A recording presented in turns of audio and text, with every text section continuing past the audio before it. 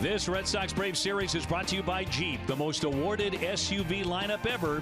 And tonight back home at Fenway, it's the Red Sox and the Braves for another 2 games. The start of a 5-game homestand as the Sox come home after a nice 4-1 road trip. Hi, everybody. Welcome back to Yawkey Way. Great to have you. I'm Dave O'Brien. Delighted to be joined again by Red Sox Hall of Famer Jerry Remy. Remdog, always great to see you. And this is a Red Sox team that has been scoring early and often in games. In the first inning, 6 of the last 7 games, the top of the order is cooking. Oh, they are really hot. What a road trip they had. You know, the whole Red Sox lineup all season long has been pretty darn good.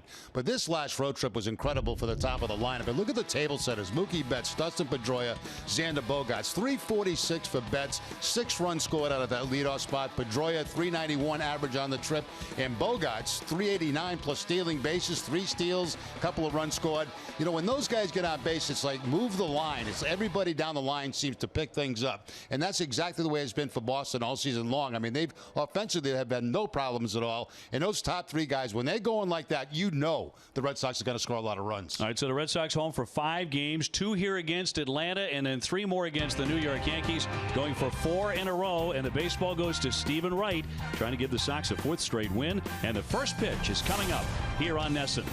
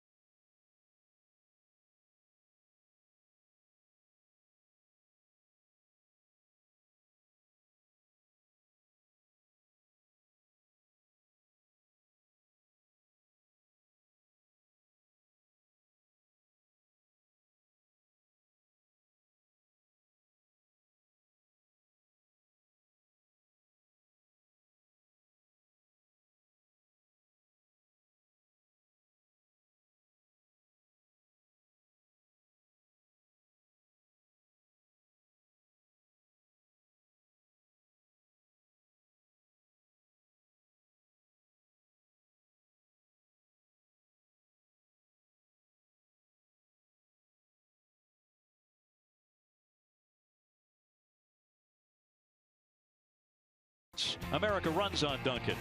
By Subaru Retailers of New England, supplying award-winning all-wheel drive vehicles throughout New England. By DraftKings, the official one-day fantasy baseball partner of your Boston Red Sox. By the 2017 Kia Sportage. Visit nekiadealers.com to learn more. And by Southwest Airlines, transparency, low fares, and nothing to hide. Great night here at Fenway. Stephen Wright on the bump tonight. And the knuckleballer really pitched well in his last start when he took on the Houston Astros in Houston. A deep start again for Wright. 6 2/3 innings. He allowed just 4 hits in the Sox victory. And he's been working with Ryan Hanigan, who catches Wright with that softer, oversized mitt. And Hanigan has really become a very valuable guy in his ability to catch him. And for more on that relationship, let's go to Garrett Austin. Thanks, OB. I talked with pitching coach Carl Willis, who said that Ryan Hanigan has been putting in a lot of work catching knuckleballer Stephen Wright, and he's really helped him utilize his curveball. Here's what manager John Farrell had to say about the impact Hanigan can have when he's in the lineup. He's about 6 starts into handling him, and that includes some games in spring training. So, you know, the other night in Houston, he had I would consider a pretty violent knuckleball, and it was a battle for him, and yet has done a very good job. You know, Ryan is going to, in those challenging moments, find a way to get the job done. Whether it's been with a lengthy at bat or handling Stephen Wright, he gets the job done. Really wears it, too. He is all in with the knuckleballer on the mound tonight. Red Sox going for 4 consecutive wins. Stephen Wright on the hill against Atlanta.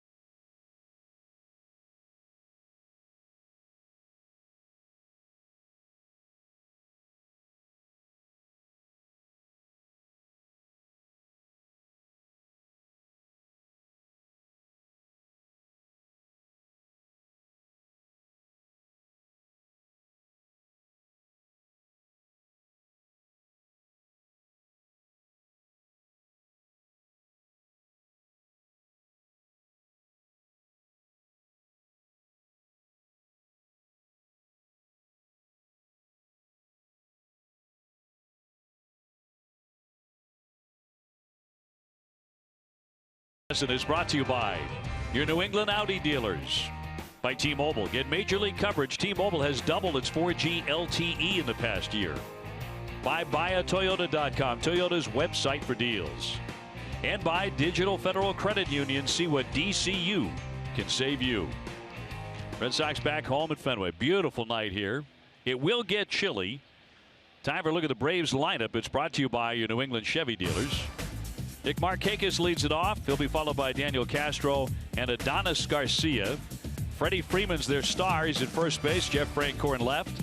A.J. Przinsky is on the doorstep of 2,000 hits. He needs one more. Kelly Johnson at second. Eric Ibar at short. Drew Stubbs in center field. And he'll be up against the right-hander Stephen Wright. Red Sox starting pitcher presented by your New England Audi dealers. He has never faced the Atlanta Braves. John Farrell calls Wright the Red Sox most consistent starting pitcher. The Red Sox defense is brought to you by Southwest Airlines, and they are second in the American League with 9 errors in 20 games. Travis Shaw will be at third base. Xander Bogaerts the shortstop. Dustin Pedroia at second. And Hanley Ramirez the first baseman. Left to right, Brock Holt, Jackie Bradley Jr., Mookie Betts, and Ryan Hannigan doing the catching for Stephen Wright. Tonight's umpires, they're around home plate right now discussing the ground rules. Are brought to you by ToyotaCertified.com. Kerwin Danley makes the calls behind the plate. Andy Fletcher at first. Mark Ripperger at second base. And the crew chief, 40 years in the game, is Joe West, Cowboy Joe West. Where available, this telecast can be heard in Spanish by selecting the SAP button on your TV remote. SAP presented by ToyotaCertified.com. Search for your factory-backed Toyota Certified used vehicle right now. Buenas noches, amigos. Mostly clear, 53 degrees at the moment, and there is a frost warning later on tonight. Temperatures are supposed to dip down to about 39 degrees. Actually, right now, pretty nice at the ballpark. The wind blowing out toward the left field wall. And very comfortable as Markakis gets in. And Wright ready to work. And in there for strike one. We're underway. Boy, Atlanta has lost 7 in a row. 4-16 their record. And they have not hit a home run in about 100 years. Actually, it's 15 games, but it probably feels like it. I mean, 15 games, Jerry, without a home run. That's amazing. You know, you think every once in a while somebody would be square when went up, but hasn't not been the case, and they are really scuffling for runs right now. Manager Freddie Gonzalez there. Here's the 0-2. High chop right to Shaw.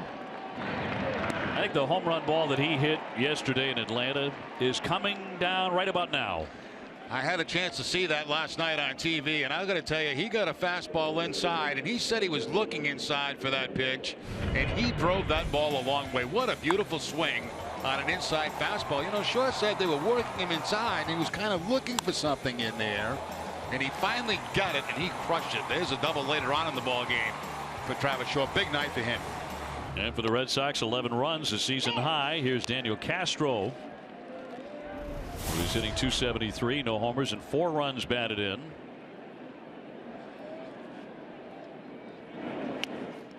And he fouls that one back. And one thing to watch for tonight from Stephen Wright, the fact that not only does he throw the knuckleball, but he's mixing in a few more curveballs now, and also the fastball. As a matter of fact, he started the ball game off with a fastball. A 140 earned run average for the 31-year-old from California, and that one foul, tipped out of the mitt. I was asking Tim Wakefield last night about the curveball from Wright. He was telling me that's a pitch that Tim used to throw quite a bit, and he was saying the fact that it kind of changes the eye level and they kind of give up on the breaking ball because it starts up high, and that's why he threw it, and of course it would drop into the strike zone. 0-2 got a piece of that one. So he's throwing a lot more curveballs. You hope the umpires can kind of wait on it. Exactly. Because they might get fooled too. Well, that's what Wakefield did. I mean, he basically was fastball, curveball, and then, you know, every once in a while, knuckleball, curveball, every once in a while a fastball. And you're right about the umpires. They really have to be patient. Floater toward right center field. Here comes JBJ with a dive. And he hangs on. A terrific play. Wow. You talked about defense in the open, and on cue, Jackie leaves his feet. Well, you know, the impressive thing is with 2 strikes, he was kind of leaning in that direction, completely off the ground, closes the glove up before the ball hits the grass. He's able to hold on to it. Right there, we talked about the defense on this ball club. It has been spectacular, and especially out in that outfield. It was a floater, and so was he. He just floated to it with that Superman dive. So 2 down. Here's Garcia showing a bunt, and it is inside for a ball. He's hitting .306 with 1 home run. And tonight he is their designated hitter. Red Sox defense has just been really, really good. Now, you knew it was going to be good up the middle, but the Red Sox are also getting it on the corners. They are. You know, the question marks, I think, coming out of spring training, what was Hanley going to do at first base and what was Travis going to do at third base? And both have been fine. More than fine. You just saw the outfield. We knew we were going to get good defense in the outfield from the Red Sox. You knew you were going to get it as short and second and behind the plate. In there for a strike. Hanley has not been charged with an error. Looking very, very comfortable at first base. We've talked about Brian Butterfield and their special relationship. There's a swing and a miss. Down he goes, strike 3. Hennigan will throw on. The runner didn't go anyway, and that's a strikeout. Quick start for Steven tonight. He gets a 1-2-3, and the Sox are coming up.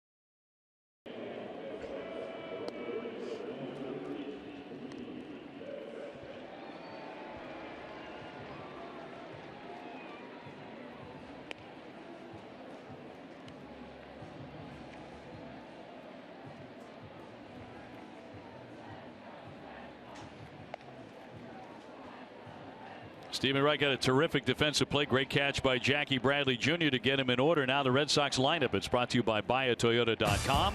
Toyota's website for deals. It'll be Mookie Betts, Dustin Pedroia, and Xander Bogaerts. David Ortiz back in there tonight. Hanley Ramirez at first, then Travis Shaw, Brock Holt, Ryan Hannigan, and JBJ in center field. Up against the right-hander Bud Norris. He is 1-3, an ERA of 6.75. This guy was a 15-game winner with Baltimore just a couple of years ago, but he's fallen on hard times since. There's a high fly into left center, but it hangs up for Stubbs. Center fielder backs up, and on the track he makes the play. The Braves defense is brought to you by DraftKings. They are next to last in the National League. 18 errors in 20 games. Daniel Castro will be at third base. Eric Ibar, the shortstop. Kelly Johnson at second.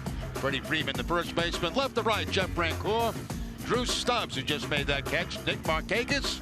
And A.J. Brzezinski behind the plate catching Norris. Here's Dustin Pedroia. Checks in at .318 with a homer and 7 runs batted in. And And some pretty good numbers against Norris in his career. 6 out of 16, 375 against this right-hander. You know, he's been pretty good against the Red Sox. Norris 2-3, but a 3.07 in 7 career starts.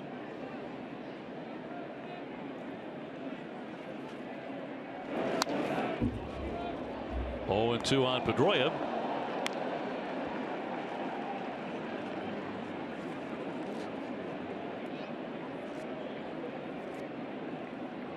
Pedroia loves interleague play. 335 against the National League. That's second all time behind Mike Piazza's 340.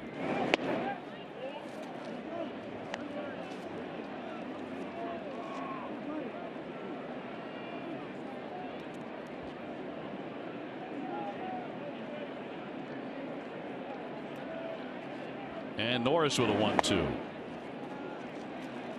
And once again, like so many teams, the left side of the infield really pinching Dustin Pedroia at third and short. You can see not much of a hole in that area, but plenty up the middle.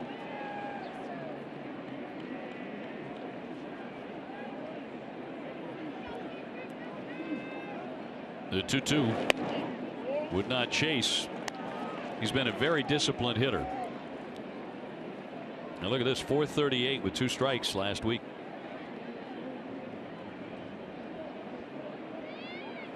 Trying to reach here in a 3-2 pitch.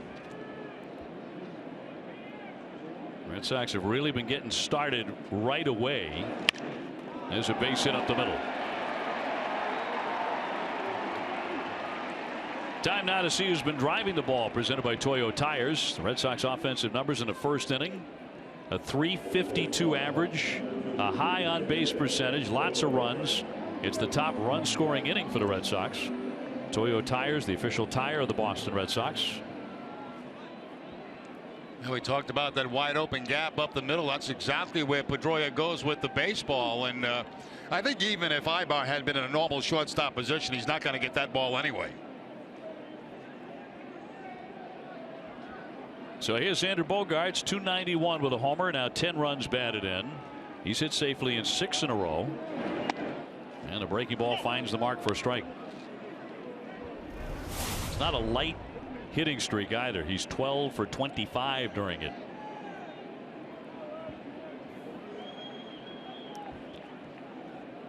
Red Sox with 11 runs last night, a season high to beat up on this Braves team.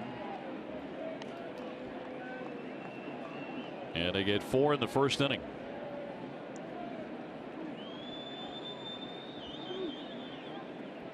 When they score first, the Red Sox are 7-4.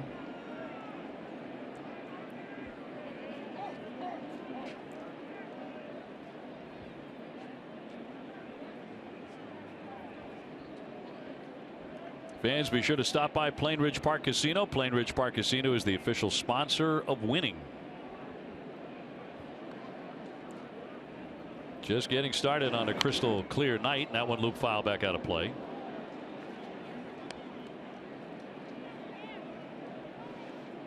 And one of the impressive things on that road trip was the fact that the speed of Xander Bogaerts, picking up some stolen bases, 5 total on the season, has not been caught.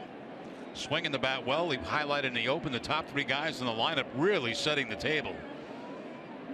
It's a great point. He didn't steal his 5th base last year until the 99th game of the season. That was the end of July. As he looks at the ball, he's got speed. You know, he's got speed. The problem with Bogaerts, you know, as far as running goes, he's hitting in front of David Ortiz, and you got to be very careful about how you pick and choose when to go with Ortiz at the plate. David on deck.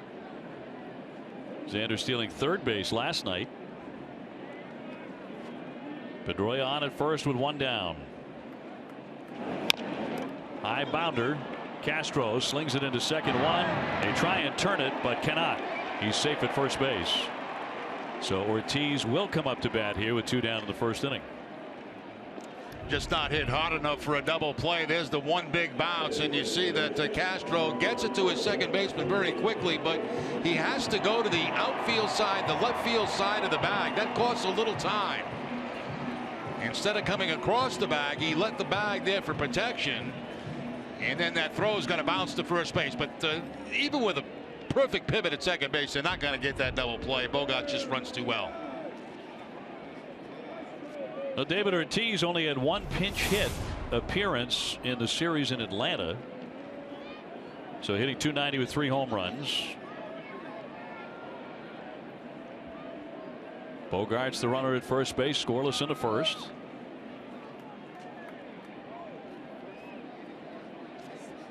Ortiz 4 for 15 against this right-hander, but he's hit 2 home runs off of Bud Norris.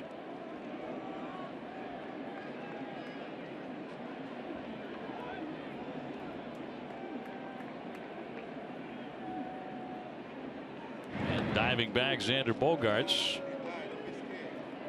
They have the shift on David like everybody does, but they really have Kelly Johnson, the second baseman, almost over on that right field line.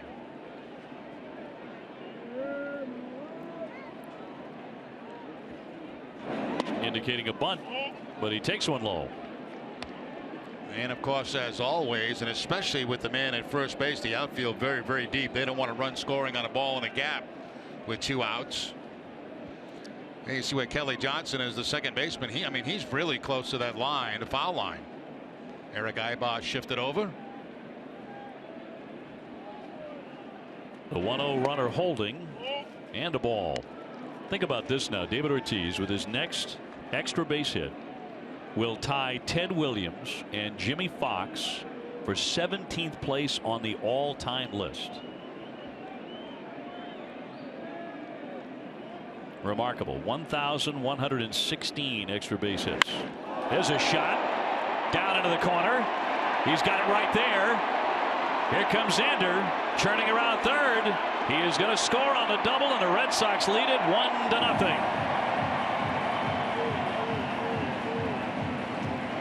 Well, we highlighted the shift where Kelly Johnson was. We talked about the outfield being deep, and none of that mattered because Ortiz takes the line drive up over the head of Kelly Johnson and makes Markakis chase it back to the wall. Watch the location of this line drive up over the head of Johnson, and even though Markakis is deep, he has to go way to his left to make the play, and that's going to give Bogaerts plenty of time to come around. David picks up his 15th RBI of the season. That's right on time right there. Weight shift, perfect head on the baseball. And there you see the numbers. Doubles 16, 593 all time. And dead even with Ted Williams and Jimmy Fox for extra base hits. Pretty good, huh? I would say so. And the Red Sox again in their favorite inning get on the board. Here's Hanley Ramirez hitting .266 with a homer and 10 runs batted. I think a lot of the Red Sox are saying wait till Hanley gets going.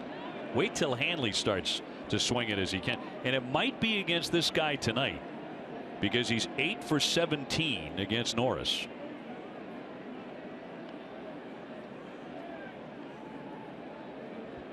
And everybody in that Red Sox clubhouse will tell you it's simply a matter of time. Little looper settling down. That's going to drop in for a base hit. Here comes Big Poppy, and he will score. And the Red Sox lead it 2-0. Well, you know, this is what I love what Hanley Ramirez is doing right now, because he's not up there just trying to pull the ball. He's moving the ball all over the ballpark. You go back to last night, he took a curveball and he hit it up against the right field wall. Tonight, this pitch is inside, and look at the swing. Hands inside the baseball and fighting that ball to the opposite field. Instead of trying to pull it, he lets the ball get deep on him, and he's able to drop it in for a base hit and drive in Ortiz. I mean, that's something we rarely saw from Hanley a year ago, but we're seeing a lot of it this year. Very content to do that. 9 for 18 against Norris now. And here's Travis Shaw coming off a 5 RBI night. And that's a career high for Travis, hitting .324. This is a tough lineup to pitch to.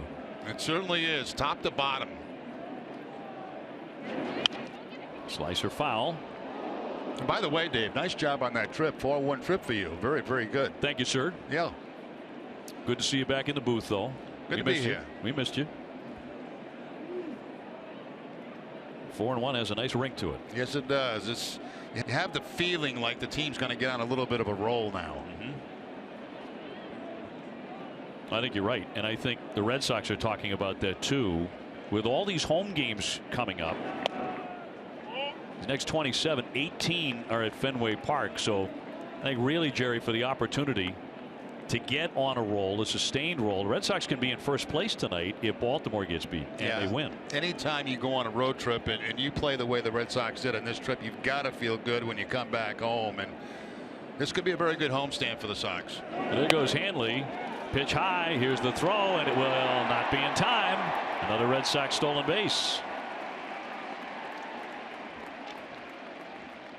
Now let me ask you this, Dave. Red Sox baseball, right? They are last in the league in home runs. They are first in the league in stolen bases. Can you believe that? I know. One of those weird things early on. Now, this is a club that's going to hit home runs. They're going to hit a lot of home runs. Yep. But, you know, the weather has to cooperate, I think. All those 40-degree nights we had early on, and tonight it's going to get down to the 40s. But the runs keep on coming. The stolen bases keep on coming. And that is outside ball 4. You know, the impressive thing to me is with the stolen bases, they're 20 out of 22 on the season. So they're picking the correct times to go. They really focus, you know, on the times from the pitcher to the catcher to second base. And, you know, they pick the right times to go. That's why they have a success rate like they have. Well, Dustin Pedroia got it going in the center with a base hit. David Ortiz tearing into a double. Hanley Ramirez with an RBI single. And the Red Sox again pressing the matter right away in the opening frame. And here's Brock Holt, the 7th man to hit in the first inning. And this is becoming routine, Jerry, to see 6, 7, 8, 9 guys bat in the first inning. Yeah, they call it keep the line moving, and they have done quite a bit of that. Brock hitting .268. He's 4 for 10 against Norris. So Chili Davis loves what he's seeing here early in games. Last night late too. That's a strike. Red Sox will basically see the fastball, slider, occasional curveball, and changeup from Bud Norris.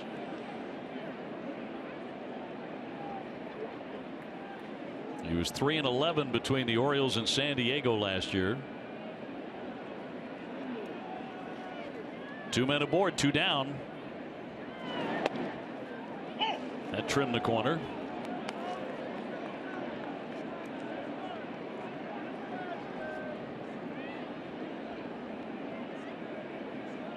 Brock has driven in a run 5 of the last 6 games. It's 13 RBIs. Ramirez at second, Shaw at first. That moves him back. So to count 2-2 on a Red Sox left fielder. Ryan Hannigan on deck.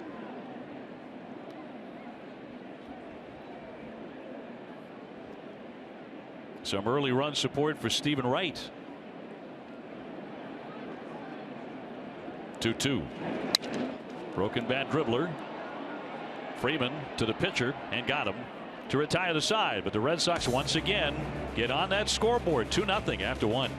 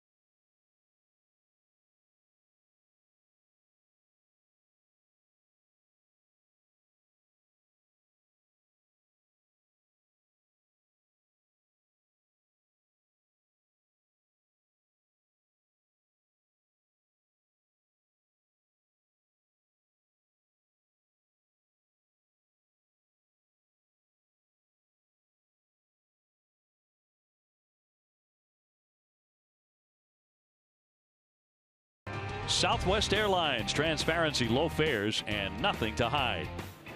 But Dave, we often talk about great defense in the outfield and positioning and moving on counts. And I want you to watch Jackie Bradley with 2 strikes, and it's the difference in making the catch and not making the catch. Now watch him move to his left with 2 strikes, just about 3 or 4 steps. And that helps him make this play out there as he dives for it. If he doesn't move on the count, he probably doesn't make that catch. It probably drops in for a base hit or maybe more. But that's the kind of things we talk about, moving on counts, not only in the infield, but also in the outfield, because you expect more of a defensive swing with 2 strikes. I loved all of that. You broke it down beautifully. But what I loved more than anything was the glide. When he did Keanu Reeves out of the Matrix there. He just hovered over the ground before making that catch. Is Freeman taking one in there for a strike? I don't think you can teach that. No, you can't teach. You can't teach a lot of the things that Jackie does in center field. That's for sure. Freeman hitting just .203, and he hammers that one foul. It's worth another look. The hang time. I mean, completely up in the air, and watch him close the glove and keep it from bouncing out when it hits the grass. That's beautiful. 0-2 outside. Freeman, a native of California, so the story should be viewed with a little bit of sympathy. It was in January a couple of years ago. A massive snowstorm, ice storm, hit Atlanta. Gridlock all over the city, all the highways around Atlanta. He hits a high fly to left field, drifting back Holt, and now turning. He will play that off the green. He bobbles it, and Freeman is into second base and will have himself a 2-base hit. As the first hit of the ball game. And he got caught in that, and he wasn't moving an inch. Well, Bronco goes back as deep as he can, and it's so high that he knows it's not going to take a big bounce over his head. It did bounce out of his glove, but it makes no difference. It was going to be a double anyway. 3rd double of the season for Freeman. He was caught in that snowstorm for 11 hours. You know the guy who came to the rescue on his ATV, on his little utility vehicle, was none other than Chipper Jones. Really? Yeah, he emailed out. He said, "I'm stuck. I can't get out of this thing." And Chipper came and got him. Put him on the back and brought him home. Francoeur, that one foul at home plate, and the count 1 ball and 1 strike. There's only one hitter in this lineup tonight that has faced Stephen Wright, and that's Eric Ibar. Other than that, it's the first look at Wright by any of these Atlanta hitters.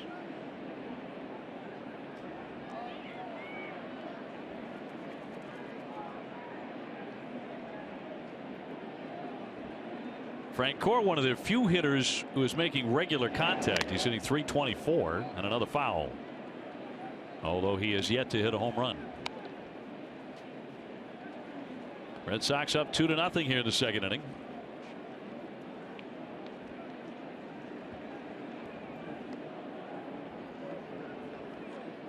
This is no surprise. He loves to swing the bat, and he always has. That one pops out of the mitt, swing and a miss. Down he goes, strike 3. Second K for Stephen Wright. That's a knuckleball from Wright right there. It stayed a little bit high, but still no contact from Francoeur. Wasn't the best dancer that Wright can throw, but as you can see, not a lot of movement on it, but still no contact.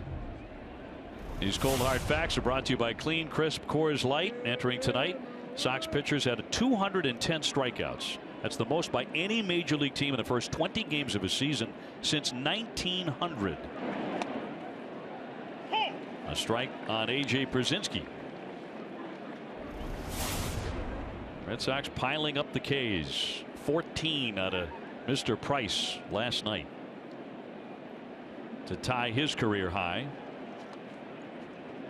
Pierzynski with one more hit for 2,000, and that one into left field. There it is.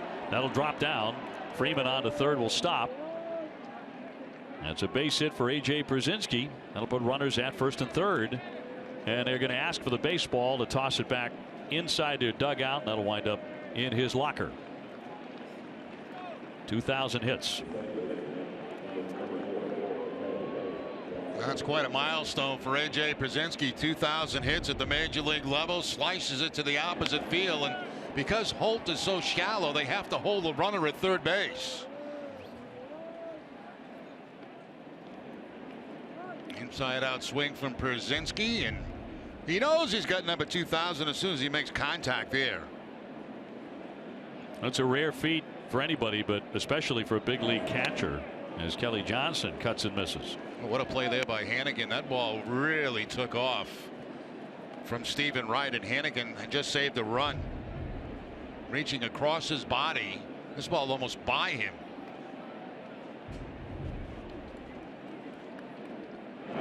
One out, the 0-1, hammered foul.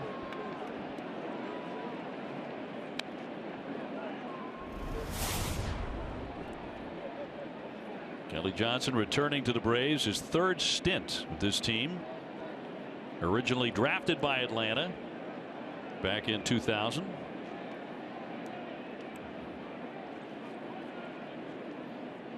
Right, trying to put him away. Line drive and out of the range of Bogaerts. That'll chase in a run. Freeman is in to score. That's their third hit in the inning. Runners at first and second. The Braves on the scoreboard, 2-1. Yeah, almost similar to Przinsky's hit. This one, though, Xander Bogaerts almost had a chance at. It's a very soft line drive. There's the knuckleball. As you can see, it stays away, it stays up.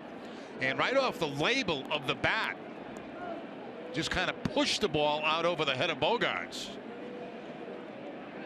And from that point, the run comes in, so we got a 2-1 ball game. Eric Ibar, the veteran infielder, hitting just 155 to hit here. That's a strike. He's in some slump. He's 6 for 50. It's interesting. He's seeing a guy that he's faced 6 times and has 3 hits against. Now an off Hannigan. And that will roll up against the fence, and the runners will advance to second and third on what will have to be a pass ball. Watch this ball. I think it's going to hit Hannigan's shin guard. Look at the end of this, how it just dips below the glove. I mean, from pitch to pitch, you don't know what the knuckleball is going to do. We've seen some in this inning flat. We've seen some dip to the right. We've seen that one, saw that one, I should say, dip to the left. Not seeing it, saw it. Here's the 1-1 pitch. And too high, and again Hannigan had a stab at that. It must really be dancing. That's why they call it the butterfly pitch. Deep breath from Carl Willis. He does that a lot when it's the knuckleball pitcher. As you just never know, cut out and miss. He's done a remarkable job controlling it, obviously, with a 1.40 ERA, and he's had a terrific season to this point. Now that's the thing. I mean, you know, some pitches get out there like you had David Price last night, and you know he's hitting his spots. You know, with a knuckleball pitch, it can change from pitch to pitch. You just don't know. Sometimes it can be too good. Yep. The 2-2. Little blooper foul out of play. Red Sox on top 2-1 here in the second inning. Terrific night to be here at the ballpark. And the Stars will be out shortly.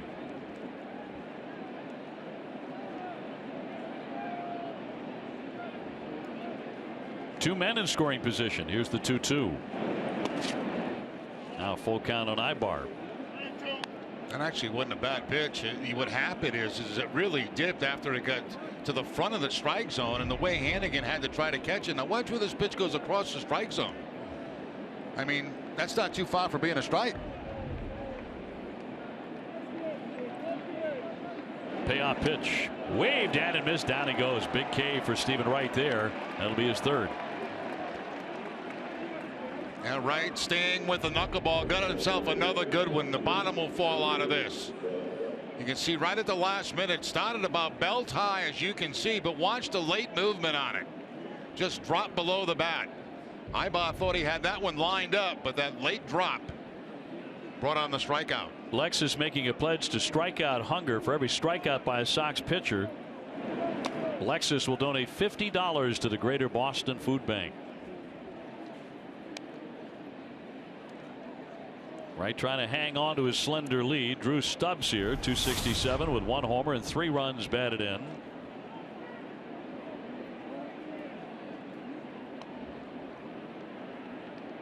Brzezinski at third and Johnson at second. And the count moves to 2-0.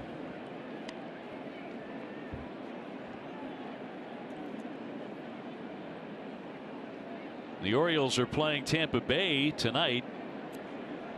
They have just a half-game lead over the Sox in the division. So first place could change hands tonight. That's a strike.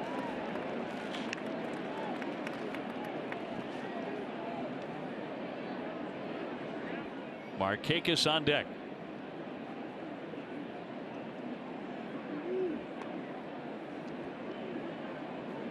And Wright with a 2-1 coming. Popped him up.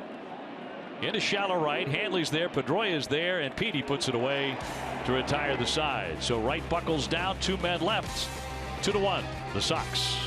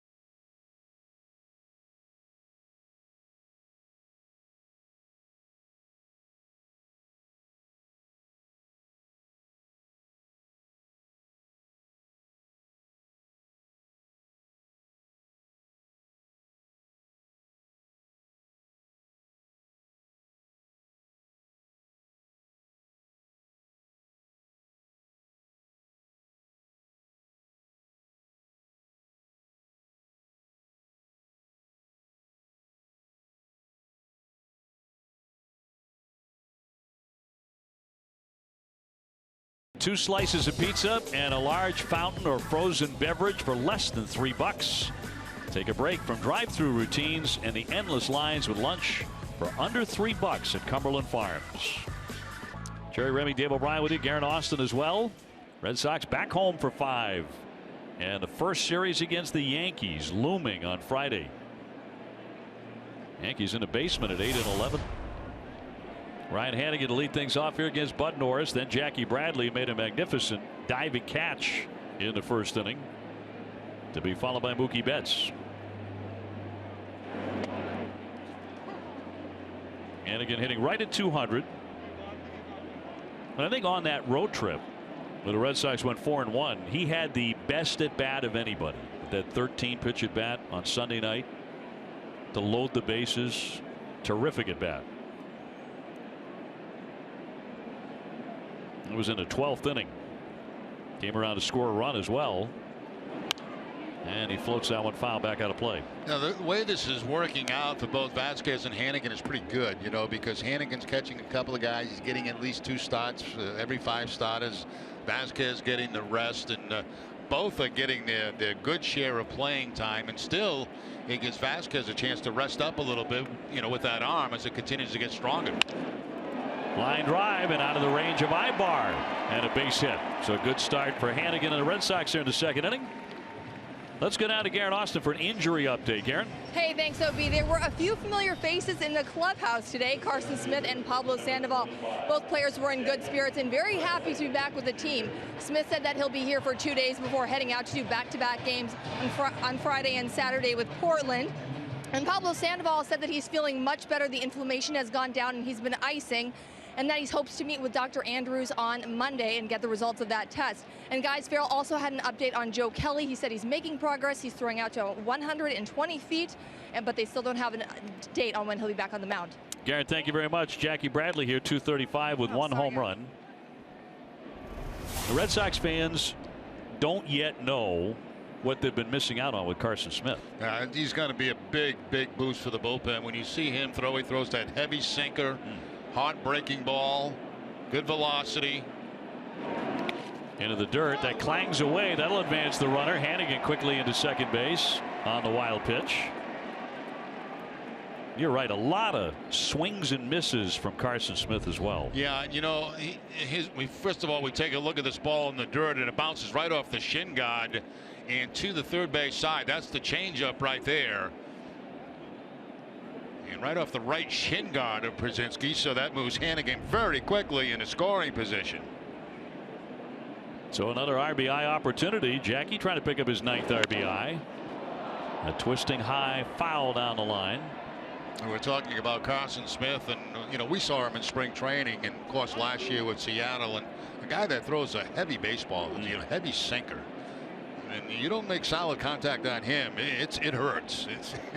He's pretty impressive, and the Red Sox, that's going to be a big boost when they get him in that bullpen. John Farrell and Dave Dombrowski are going to be very excited to get him back. He had 92 strikeouts in 70 innings last year with Seattle. 2 balls, 1 strike on Jackie. Mookie Betts on deck. Red Sox ahead here 2-1.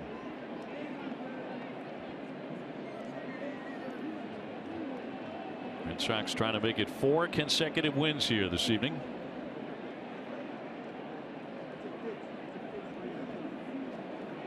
The 2-1 from Norris.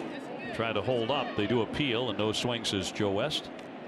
Here's a case where Jackie's going to try to pull a ball on the ground or deep in the air to get Hannigan to third base. So with less than 2 outs, there's a breaking ball, no swing by Jackie. He shakes his head himself. No. Pick out a pitch that you can pull.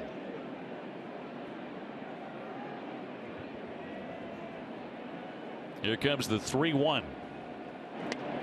He held up again. That's inside ball 4. Good at bat for Jackie. Tuesday, May 10th is David Price bobblehead night at Fenway Park. First 15,000 fans in attendance receive a David Price bobblehead courtesy of Nikon. And for tickets and more information, just visit redsox.com/promos or call 877 Sox 9. He got better and better as the night went on. Yeah, that was pretty impressive to watch last night. It looked like a little bit of a struggle in the first few innings, and then just got better and better. And as you said, toward the end, 14 strikeouts, pinpoint control, inside, outside, great changeup. Just, I mean, you can't pitch any better than that. Yeah. A lot of folks are saying, "Wow, it's the Braves, right? It's an overmatched lineup." Yeah, well, it's a major league lineup. Yeah, it sure is. And yeah, they don't hit a lot of home runs, but some of the guys in the lineup were hitting with pretty high batting averages. You've got Freddie Freeman in there, Frank Corin, some other guys, Eric Ibar. When you're an ace like David Price and you're on your A game like he was last night, I don't care what team's going to be in there to face you, you got to beat him. I couldn't agree more. I never bought that. It's a big league lineup, and he blew him away. Mookie Betts 0 for 1 with a fly to center.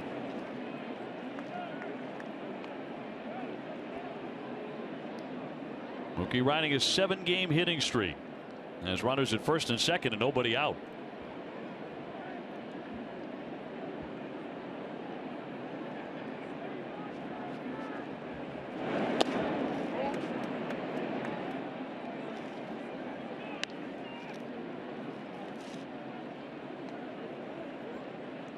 Notice how the middle infielders have to closen up a little bit on their double play position because of the speed of Mookie Betts. They would be a little bit deeper because of his speed. They have to come in about a step and a half.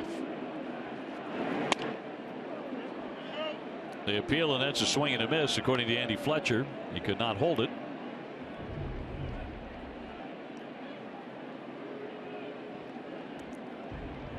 I don't think there's any question he went around on that. Last 7 games, Mookie is hitting .371. He lets that one go downstairs. Whoa. I think Mookie is lucky to still be standing there right now because that was a pretty good pitch. It's going to be a fastball. It's going to be at the bottom of the strike zone and looked like it had plenty of the plate. Here's the 2-2. He spoiled it. We take a look at these rocket arms presented by Quicken Loans. Well, you start up there with David Price now. All those strikeouts, 46 to lead the majors. When you're topping Clayton Kershaw, you're getting it done. With all those Ks, that was just an ace-like performance last night. Yeah, keep momentum going with your ball club in a big way. He wanted to go out there for that 8th inning, wanted the baseball, and then he struck out the side.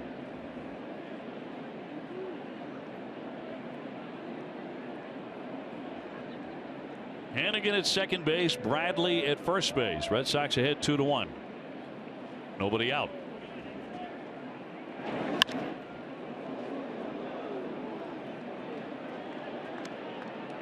Red Sox doing a good job of driving up the pitch count too on Norris. Early here in the 2nd inning, he's already uncorked 40 pitches.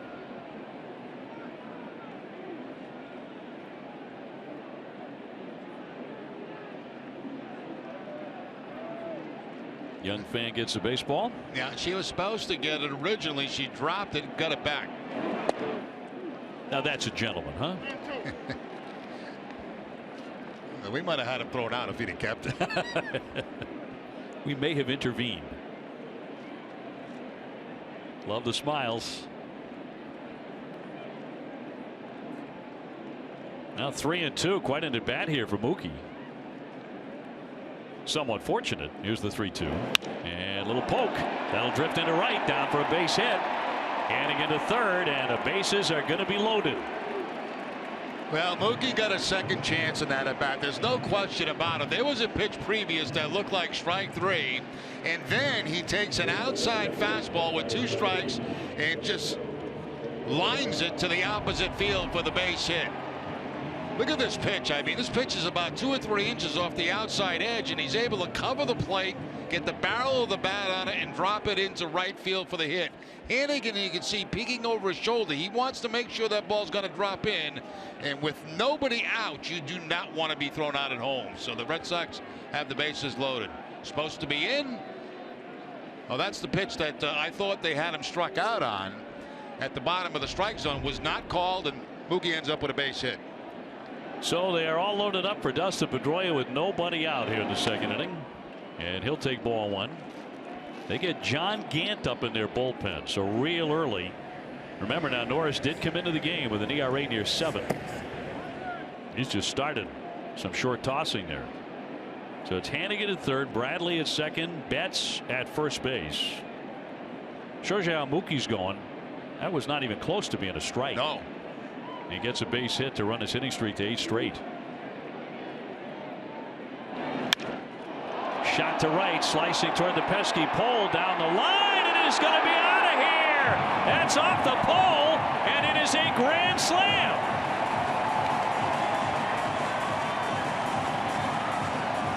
How about that?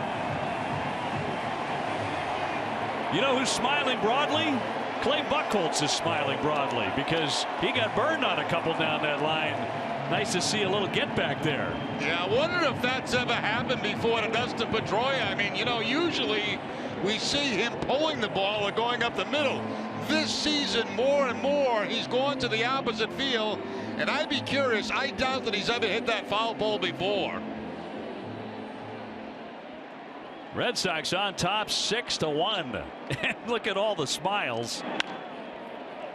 Bounding ball to second base by Xander Bogaerts. That's the first out in the inning. A grand slam for Pedroia. And again, that ball's down the middle of the plate. How many times we see Dustin? He usually pulls that pitch, but this time he takes it the other way and right off the foul pole or the fair pole, whichever you prefer. for the Grand Slam home run. It's the gone pole. Yeah. The Grand Slam pole, and Pedroia now up to 11 RBIs as he touches them all. Sox dancing. Nice to see one of those go the Sox way, because they got burned on a couple by J.J. Hardy. They sure did. You know, not right up against the pole, but down that line. Here's David Ortiz, who had an RBI double his first time up.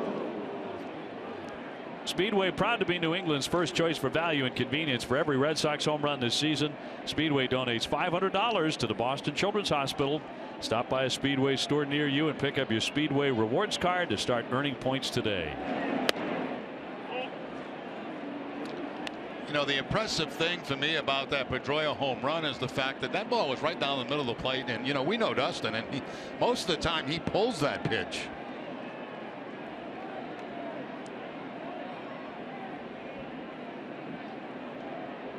Well, it's good to be home.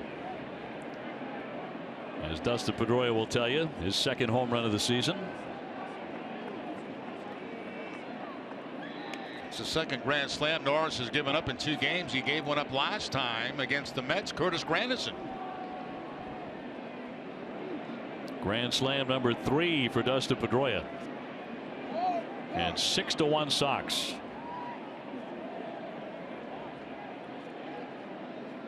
Chili Davis talking over the swing right there with Mookie Betts.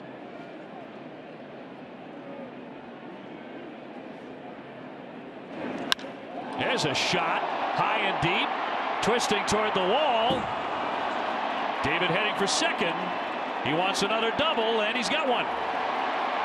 He's 2 for 2 tonight with a pair of 2 base hits. Well, what's impressed me in this inning is how the Red Sox have taken pitches to the opposite field. Now, David Ortiz gets a slider, and you can see the slider just spinning to home plate, but he doesn't pull it. He goes to the Green Monster with it.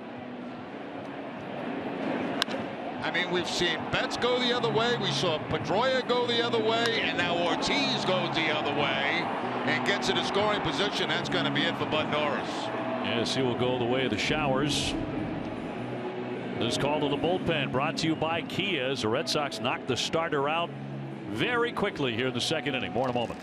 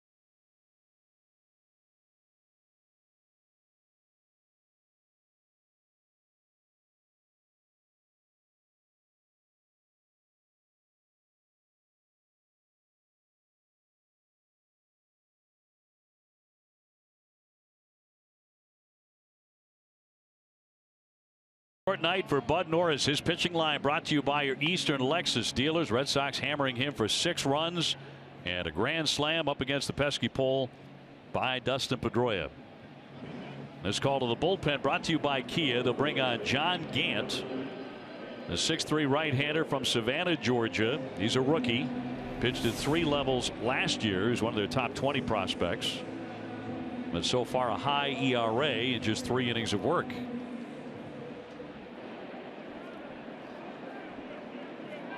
So Norris goes an inning and a third. And the Red Sox beat him up And here comes Hanley Ramirez. He already has an RBI single tonight and a stolen base. David Ortiz just doubled off the green.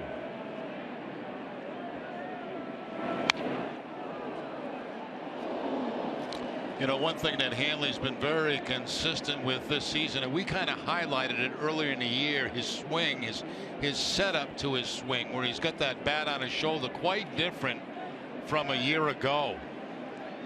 The leg kick not as violent as it was a year ago, and the results are we're seeing him hit a lot more balls to the opposite field. Yeah, very content to take that base hit to right his first time up. Here he pops it up. Over near the box seats, Freeman and the catcher Brzezinski, and Freeman makes the catch. Nice play where that screen has been extended. That makes it a little bit more difficult now with the screen. As you can see, Freeman goes right up to it and is able to make the catch before the glove does hit the screen. But you know, he's a little unsure about how much room he had going toward the wall right there. And there's that screen that extends to the Red Sox dugout, obviously both on the first base and third base side. You're seeing that around baseball. The Red Sox have taken it as far as they want to take it there to protect those fans in the box seats. Some ball clubs have extended the screen behind the dugout all the way down to the opposite end of the dugout. And teams were allowed to make up their minds on that. Red Sox want to preserve as much of the intimacy of Fenway as possible. Now, most of the time when you see the broken bat go into the stands, it's generally in that area between the dugout and the hitter. 2 down for Travis Shaw. He took a walk in the first inning. Ortiz at second. A strike.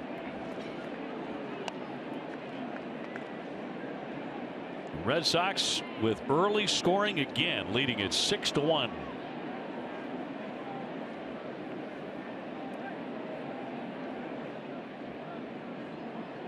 And the 0-2 pitch to Travis.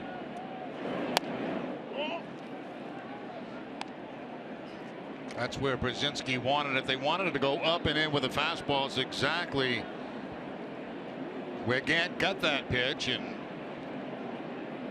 Travis Shaw had to move those elbows up. Let's see if they go away from him now. I'll come back inside. We'll see what they do. Back inside, it looks like.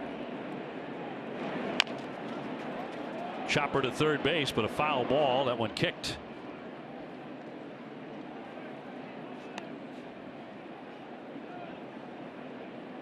Now Travis has been racking up the extra base hits. Of his last 23 hits, 10 have gone for extras.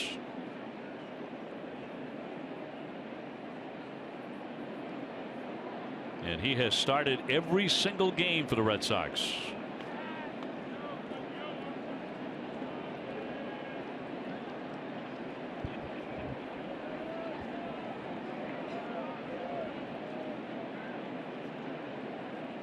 And Gant with a 1-2 again.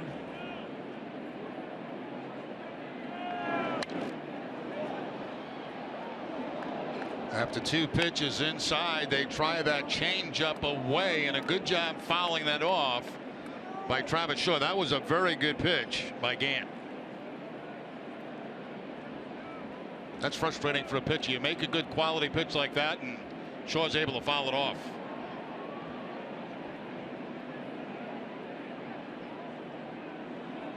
Shaw looking for his 15th RBI. Boy, pesky at bat here with 2 strikes. So they've come in twice. They've gone away twice. Once with a changeup, the last one a fastball.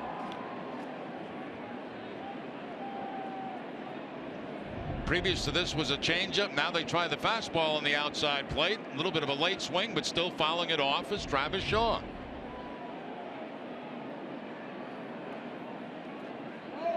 Ortiz leading away from second.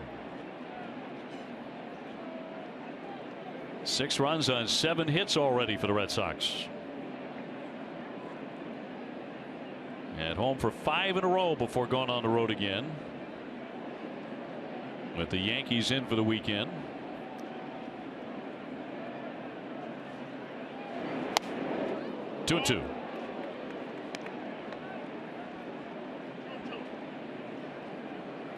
That was good to see Pablo Sandoval back in the clubhouse and feeling good, better anyway, I should say. Yeah, a lot of the swelling seems to have gone away, and back to Dr. Andrews again very shortly. We'll see how much it's progressed. 2-2 outside, and I know it's been a very tough run for him.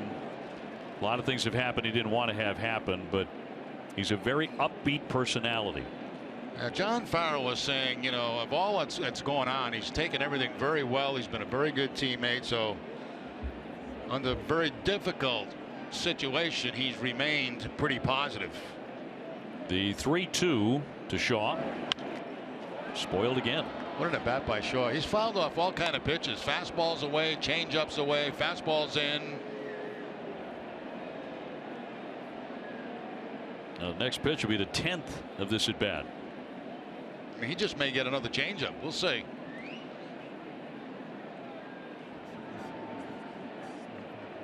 In the inning, a grand slam by Dustin Pedroia. Sox up by 5. Here's the 3-2 home. Another one knocked foul. That's pretty good stuff. Fastball away that time, and Shaw again able to foul it off.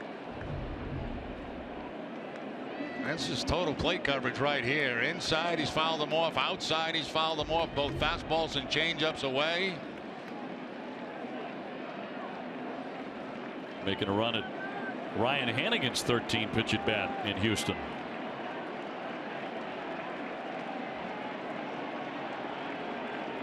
Three-two again, and down low. He walked him. Well, he earned that one.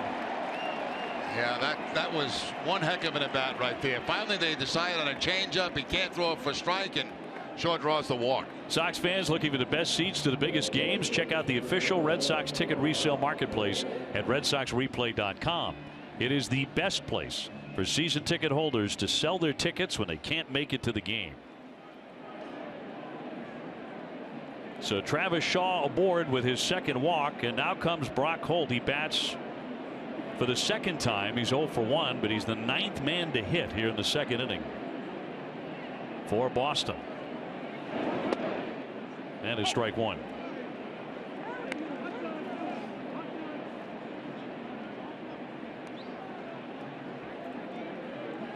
Pedroia finding the pesky pole.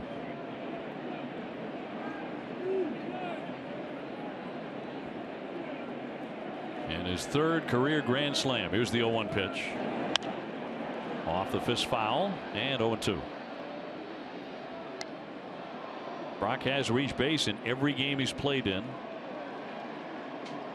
Trying to get on here in the second inning and keep that line moving. The Red Sox have done so well. Ryan Hannigan would be next. He's the man who started it with a base hit. He started this second inning with a single. He was aboard when Pedroia hit that foul pole down the right field line. Here comes the 0-2. Well, the Braves could get some innings out of Gant because you know, he was a starter in the minor leagues. Made a number of starts down there after being actually starting the season with the Braves, being sent back down, became a starter down there, and so he's capable of giving some innings here in the middle part of the ball game, or the early part of the ball game, I should say.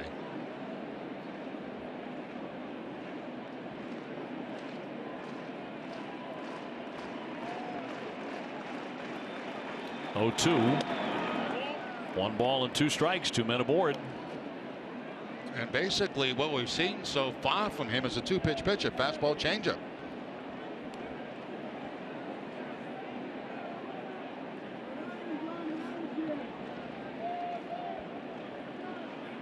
Ortiz at second, Shaw at first. The 1-2.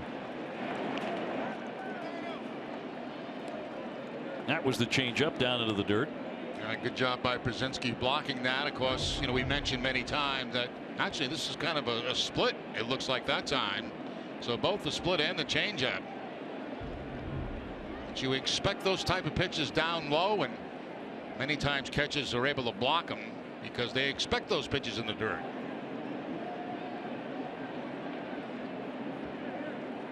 The 2-2 to Brock Holt. Softly hit, but foul again.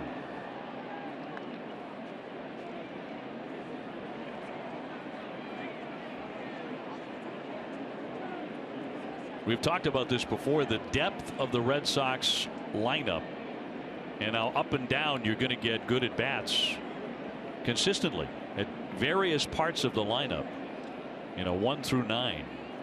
Well, there really aren't any breathers, for the pitcher. I mean, when you look right down 1 through 9, I mean, there's not many outs there. Here's the 2-2. Another one flared foul back off into the stands. You hear pitchers talking about that all the time against these very good offenses. They say, they're tough to work against because you look down the lineup and there's no gift for you as you go through there. They all put up tough at bats, and that's the kind of offense you like to have.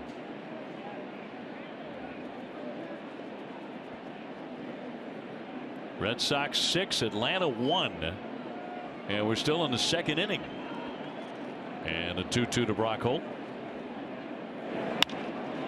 Fly ball into left. And Frank Core will finally record out number 3. 9 men come to bat.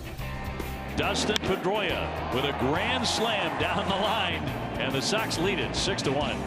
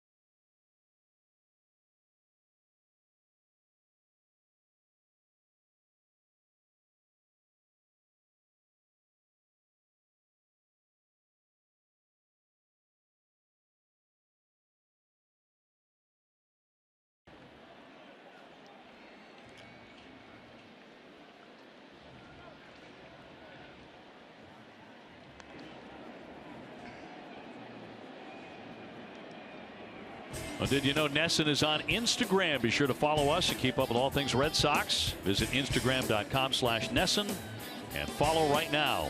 Very happy to be joined by Alex Spear of the Boston Globe in once in a while when we're home here at Fenway Park. Always great to see you.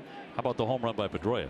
That's quite a thing. He's been doing a really nice job of hitting the ball to the opposite field against right-handed hitters, but in the last week or so, it started to be extra base hits instead of ground balls that have been finding holes.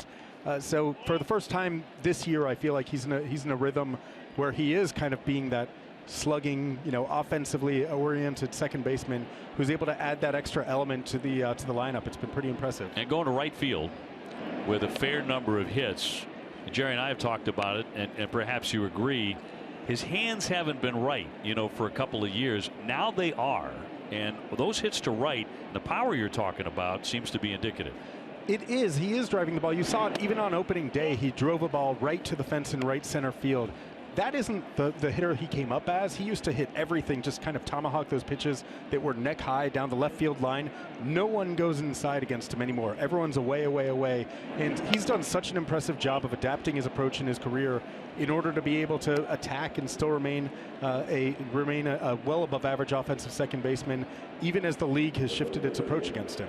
Alice, we were talking earlier about the defense on the Red Sox. We saw Jackie Bradley make a great play in the first inning, but this defense is, I think it's gone by the board a little bit. It's been pretty darn good. Absolutely, and I think that part of that is that a couple of question marks have ended up being just well above average, starting with Travis Shaw. I think that's the real revelation, considering that that's a guy who, coming out of college, very few people thought that, going into college for that matter, very few people thought he was going to be able to be a third baseman. He was behind about a half dozen people in the Red Sox system at third base, including not just Will Middlebrooks and Garrett Cicchini, but also a guy like Michael Almanzar, who was a prospect who never really panned out in their system. He was just moved over to first base early. Last year, it looked like maybe he would be able to start incorporating third base. He's exceeded that by leaps and bounds in a way that's made him such a valuable player. As a third baseman, he ranks among the American League leaders in most offensive production categories. And to me, him and Holt in the lineup have done so much damage because of the grinding at-bats that they have. Their ability to elevate pitch counts and get on base has really made the Red Sox a fairly formidable top-to-bottom lineup, regardless of whether they're hitting homers. Stephen Wright striking out Castro after walking Markakis. And here comes Adonis Garcia, who struck out first inning, as we chat with Alex Spear of the Boston Globe. Red Sox with a 6-1 lead here, as that one is bounded foul. Looking at the schedule ahead, and in fact the one the Red Sox are in right now against this Atlanta team 4 in a row, this is the time a good ball club, a postseason caliber team, makes hay, right? With all these home games in particular. Absolutely, it is a time. Playoff teams usually just beef up a lot at home. They're teams that win almost 60% of the time. The Red Sox had a losing homestand in their first go round, and that seemed like a bit of a missed opportunity. But it's not just the fact that they're home at a time when maybe the weather's a little bit more favorable than it was for that first homestand.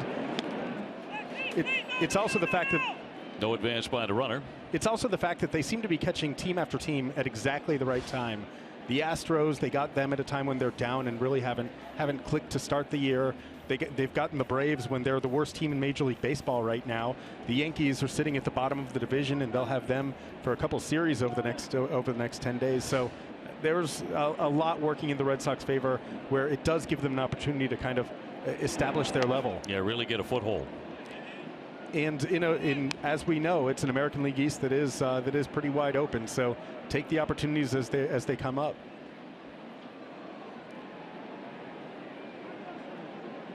Runner at first base and one man out. Red Sox with a 6-1 lead. So plenty of run support for the knuckleballer Stephen Wright. Knocked down by Hannigan, who John Farrell has said has been the Red Sox most consistent starter. Wright being the most consistent starter has been a real revelation, dating back to the middle of last year, really. He's someone who looked like he had a pretty good chance to win a rotation spot down the stretch last year, because back when he was concussed, he was doing a better job. He was a more consistent starter than was Joe Kelly, and really it was only that door that opened for Kelly because of the concussion that left Wright kind of on the outside looking in down the stretch and entering into the 2016 season. Obviously that injury to Eduardo Rodriguez opened a door for Wright, and he's taken all the advantage in the world of it. It's reminiscent of a number of opportunities of which that Tim Wakefield capitalized on when he was always kind of on that bubble, but he managed every time there was a threat to his rotation spot, it seemed like. That'll be ball 4, by the way. Runners at first and second. To be able to solidify his spot in the rotation. So Wright has developed a surprising and impressive consistency as a knuckleballer as a 31-year-old. Well, of course, Rodriguez on his way back. We talked about Carson Smith a little bit tonight. I think Red Sox fans have not had a chance to see much of him, except for a handful of appearances in spring training, and how valuable he may be to this bullpen, I don't think can be understated. He was one of the elite strikeout guys in the majors last year, complementing that with being one of the elite ground ball guys in the majors. So those are the two foremost traits that you can have as a pitcher. You're able to get either no contact or bad contact. When you're able to have that guy slotted into the late innings, that's a really exceptional weapon. John Farrell described him recently as being a guy with closer caliber stuff. And when you look at the 12+ strikeouts per 9 innings, you understand why he has that assessment. In between that, the pure stuff, and the ability to kind of pull back a little bit on the usage of Junichi Suzawa and Koji Uehara in the late innings, that's an awfully important weapon to have. And that's unusual too, to see those strikeout numbers, because we think of him as a hard sinker pitcher. You mentioned the ground balls. You don't see many sinker ball pitchers that have those kind of strikeout numbers. Ground ball back to right. He'll throw into second. Low throw, and it's knocked down, but that's going to load up the bases. So Wright had an opportunity certainly to get one out there at second base, and Red Sox don't get any. And it happens so many times. Wright had an opportunity to get the inning-ending double play, but does not make a good throw. See him backhanding the ball, and then he just kind of throws it sidearm as it bounces to Bogaerts. He had no idea where the ball was. Fortunately for Bogaerts, it was in front of him, but it wasn't one of those that looked like a comfortable over-the-top throw. It was almost a sidearm throw where he was trying to rush it, and the result was the bases loaded now with 1 out. He will be charged with an error. Here's Frank Core. That one's off the mitt, but the runners will hold. So it's been a rough third inning here for Stephen Wright so far, with 2 walks, and he's been charged with an error. And the error comes as a surprise because, to me, he's one of their best pitchers in terms of fielding his position, especially making plays to second base. The knuckleball pitchers generally are, because of the slowness of the pitch, they generally get themselves in good fielding position as the ball's going to home plate. So a lot of times they're in very good position to make the play on the ground ball back to them. That was an epic Jeff Francoeur swing, by the way. That one was really coming right in at the body or the head, and let it loose. Why not swing the bat? Something might happen. The 1-1. High pop up, and he hollers it himself. Infield fly in effect for Pedroia, makes that catch, and the runners will hold. And so that will be out number 2. Jerry, getting back to your point about Smith, though, it is very interesting. And you think back historically about the sinker ballers who have that kind of combination of ground balls and strikeouts. Kevin Brown comes to mind, yes, but not a lot of other guys. Justin Masterson, when he's been at his very best, maybe. And like a Masterson, Smith features that hard two-seamer along with that slider from a low arm slot. But there aren't a lot of those guys, and when you have that combination, it can be incredibly valuable. Yeah, it really is impressive because it is unusual. Here's Brzezinski. Bases loaded up here, and he cuts and misses. And a nice save there by Hannigan, who continues to do nice work behind home plate. Yeah, this ball really taken off the knuckleball. Now watch it go down and in, almost like a slider. And Hannigan's able to backhand that ball. And that was nasty movement. That was a lot of movement right at the end. Brzezinski with a base hit, his 2000th career hit, his first time up. And that one drills him. He gets hit by the pitch. Talk about movement. That's going to force in a run. And so Atlanta on the board again. That'll make it 6-2 as Brzezinski gets hit. That's almost the same pitch as the one before, except this one's got Brzezinski lined up. You'll see it again, darting quite a bit like a slider, and it gets him right on the left thigh. And that's going to bring in a run for the Braves. Plenty of action here in the first couple of innings. There's Kelly Johnson. He sliced a single in the second inning. He represents the tying run, and that one up high. And really see Hannigan having to jerk after making that catch of that pitch. Yeah, if you watch the runner at third base too, he's also getting down that line, and they're making sure they get a good secondary lead as the ball comes in, because if the ball gets by Hannigan, they get a chance to get a run. So you're always aware of that as a runner at third base. On the corner for a called strike. This is really one of those innings where it's Stephen Wright battling against himself, because it's not as if there's any hard contact that's being made on his stuff. The movement is so extreme, as you guys have both pointed out, that really it's just a matter of being able to find the strike zone. Well, he's trying to get out of the inning here, and a high twisting pop up. That should do it. Bogart's backing out, coming on Brock Holt. Brock wants it. They leave him loaded. Alex, always great to see you. Thanks, guys. Great to see you. Alex Spear, the Boston Globe, joining us in the booth. Red Sox on top here, 6-2 over Atlanta.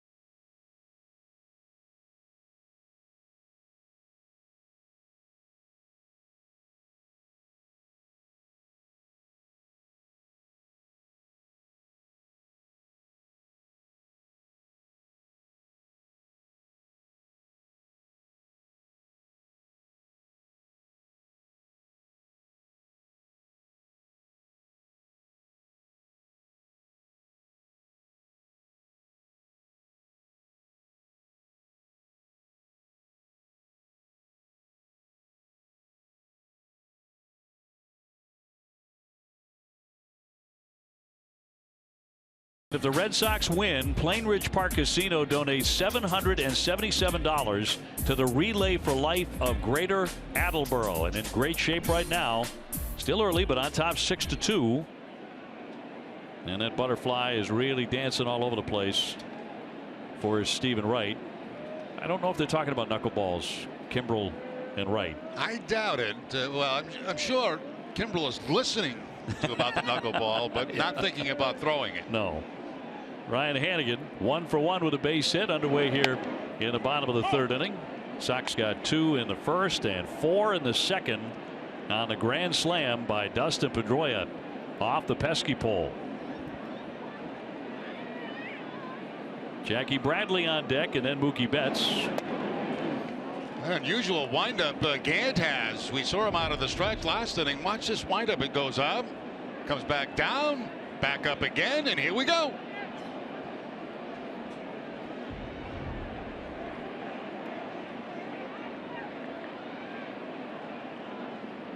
The 1-1.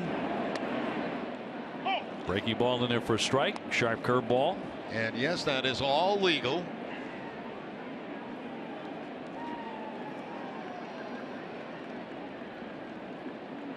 Although he looks very indecisive. I don't think so. We'll do it again.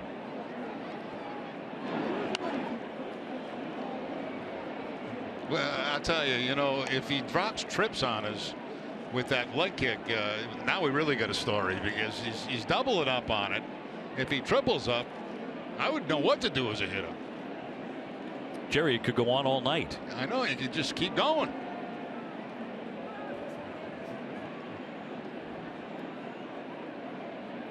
Up, down, up, and here we go. 2-2.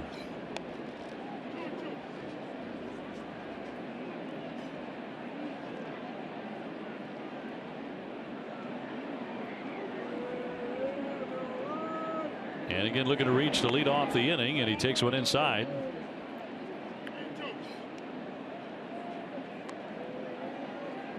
Red Sox riding a 3-game winning streak.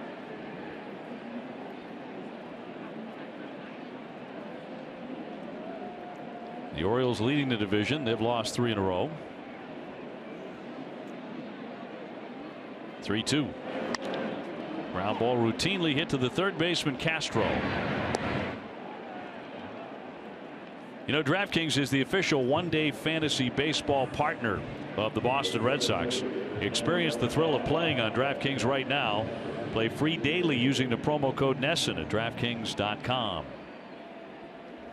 It was Jackie Bradley. He walked and scored in the second inning when the Sox got 4 and knocked Bud Norris, the Atlanta starter, out of the game.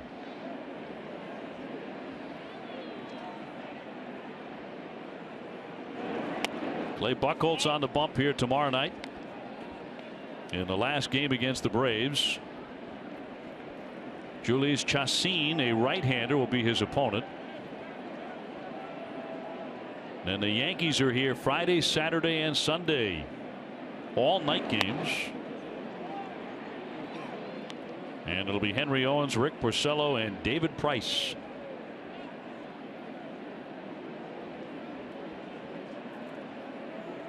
Henry about to get his second start.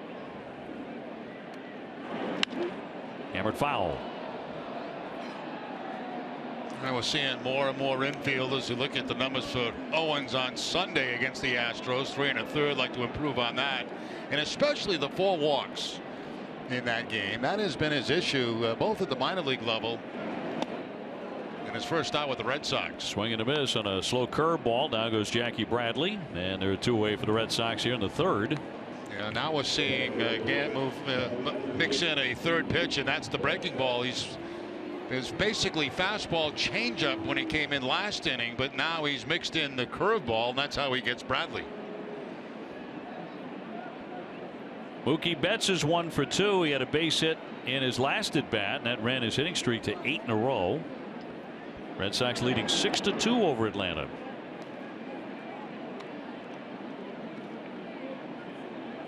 Betts has scored another run. He leads the Red Sox in runs, triples, homers, and RBIs coming into the ball game as he cuts and misses.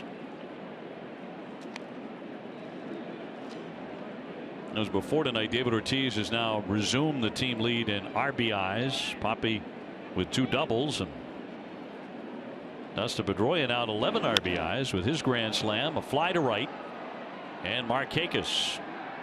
And that's the first time the Red Sox will have gone in order tonight. After 3, 6-2 Boston.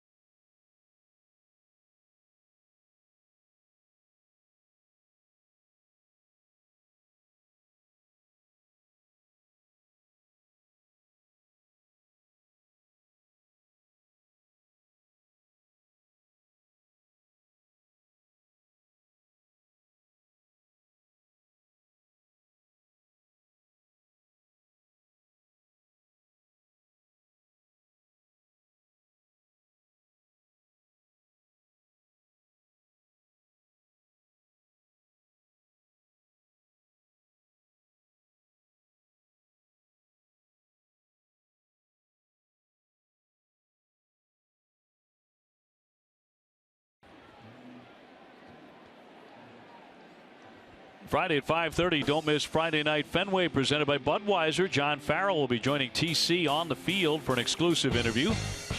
Be sure to visit the Baseball Tavern through Sunday, May 1 for the chance to be selected as Budweiser's Fan of the Game. This Bud's for you. Jerry Remy, Dave O'Brien with you on to the 4th inning. Stephen Wright would love a fast inning. In the 3rd, a couple of walks. He hit a batter. Only allowed 1 run. So he got out of it in decent shape. He's trying to get his record to 2-2.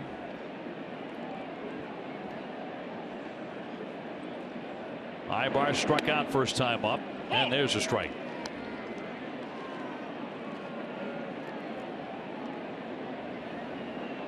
Go back to the start of last season, and Stephen Wright has put up an ERA of 3.27 as a starter. Now that'll get it done. There's no question about that. He's quietly been very, very impressive for the Red Sox in whatever role he's been in. He likes to pitch at Fenway too as he drops in a strike. His last 6 starts at Fenway, a .286 earned run average. He's been a rock in this rotation.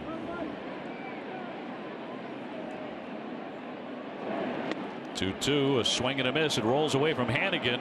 He's going to have to slide and gun and won't get him. And so Ibar will be safe despite the strikeout. And he's aboard to lead off the 4th inning. That ball just going too far from Hannigan. Watch, he's going to have to chase this toward the on-deck circle of the Atlanta Braves, and that makes a much longer throw. And Ibar has good speed going down the line, so a little chance there for Hannigan, as he could not handle the knuckleball of Stephen Wright. Sends up Stubbs, who's 0 for 1. Hannigan will be charged with a pass ball there.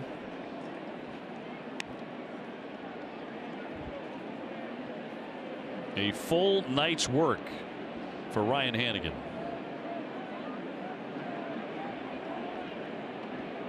Red Sox ahead 6-2 in the 4th inning. Well, it's going to be so difficult, Dave. You know, when a conventional pitcher, you call for a fastball inside, outside, you may have to move one way or the other to make the catch on it. At least you know it's going to be one of those. Knuckleball pitcher, you don't know from pitch to pitch what it's going to do. It's like maybe a throw to first base here. Now, fan at home's going, Jerry, I know you played a long time. How'd you know that? When you watch the catcher, generally when they give the flip of the thumb, means they want to throw to first base. This is obviously going to be the knuckleball here. 1-1 to Stubbs. He got a piece of it, fouled it away. Yeah, if you're home watching, you know, catchers give signs. A lot of times when they just kind of flip their thumb out, as you can see right there, that means they want the pitcher to throw to first base, and that's pretty much, I wouldn't say it's universal with all catches, but with a lot of them.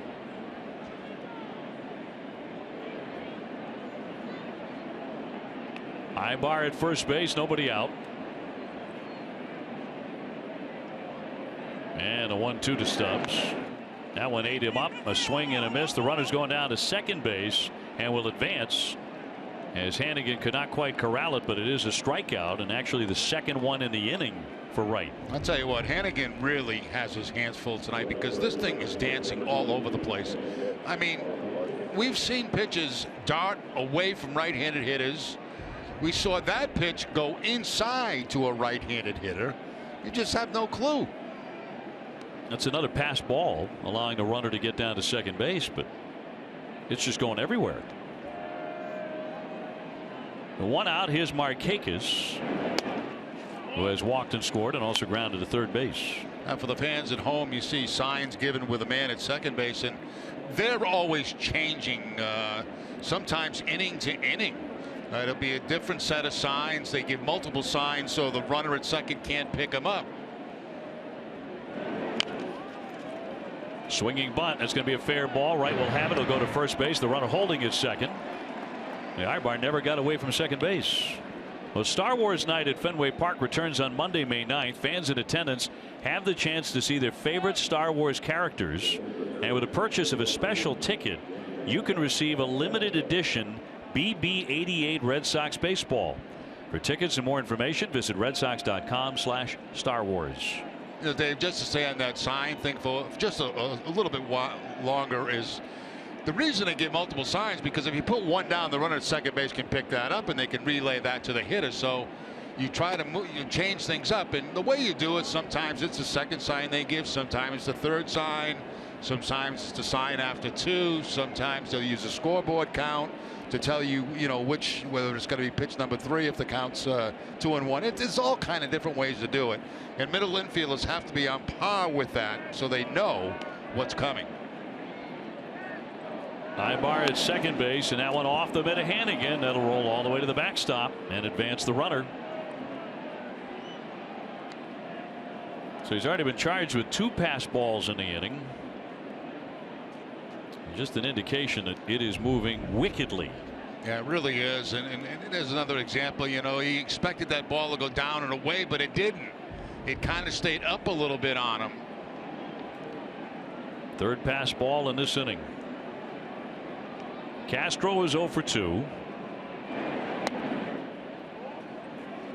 You just know, if your job is to catch the knuckleball guy in your staff, your personal statistics don't even pay attention to them. Exactly right. They go right out the window,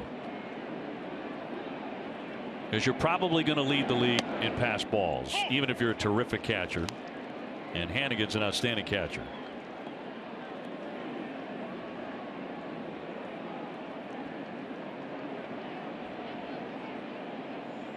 Sox up 6-2. Runner at third here for Atlanta. Chop to the middle. Bogarts cruising behind the bag and gets him. So that retires the side. An eventful inning nonetheless, but they fail to score, and the Sox lead 6-2.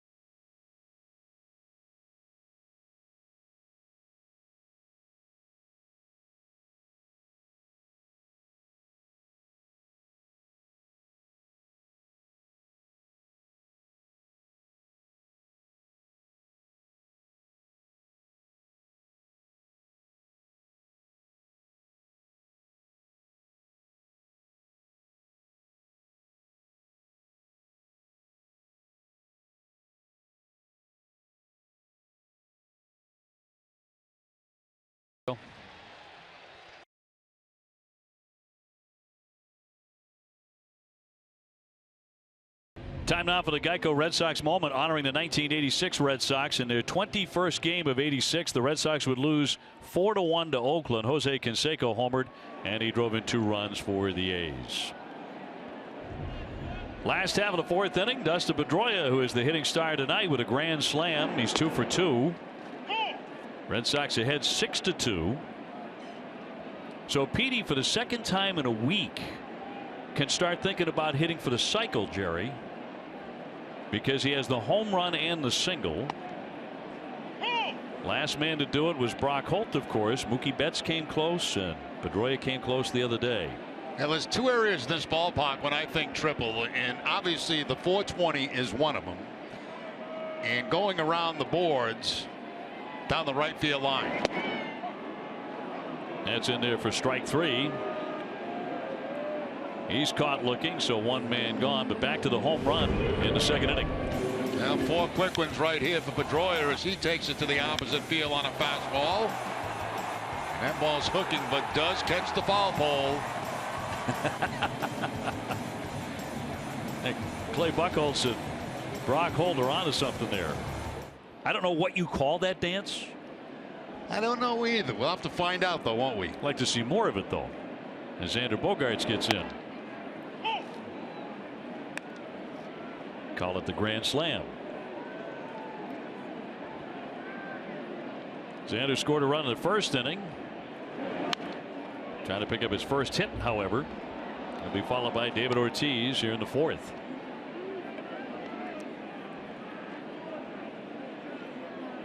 Sox landed about 2:30 this morning at Logan and got here to Fenway around 3 a.m. So another early morning arrival. They had a couple of them on that trip, and it didn't slow them down at all. I think John Farrell's going to be privately delighted with the resiliency of his team. You know, the 6 a.m. arrival the other day in Atlanta after the Sunday night game, and then early this morning, and then right away getting to the work of scoring runs. We were talking about that before the game, and you know, it doesn't feel good. And usually it's the second day that it really has an effect on you. The one advantage the players do have, and they do get fatigued, obviously, and the longer the season goes on, the more they do get fatigued with the travel the way it is at least they're moving around. You know, at least they're out in the field, the blood's flowing, and you know, they're moving around, and kind of makes you forget for a while how tired you might be. Xander will take ball 4. So he is on with one away. A Saturday morning at 9 on Dining Playbook. Billy and Jenny come to you from Myers and Chang in the South End. Plus, learn what local hot spots won the James Beard Award this year.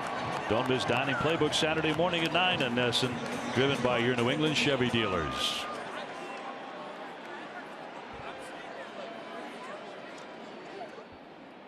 David Ortiz working on a perfect night with a pair of doubles.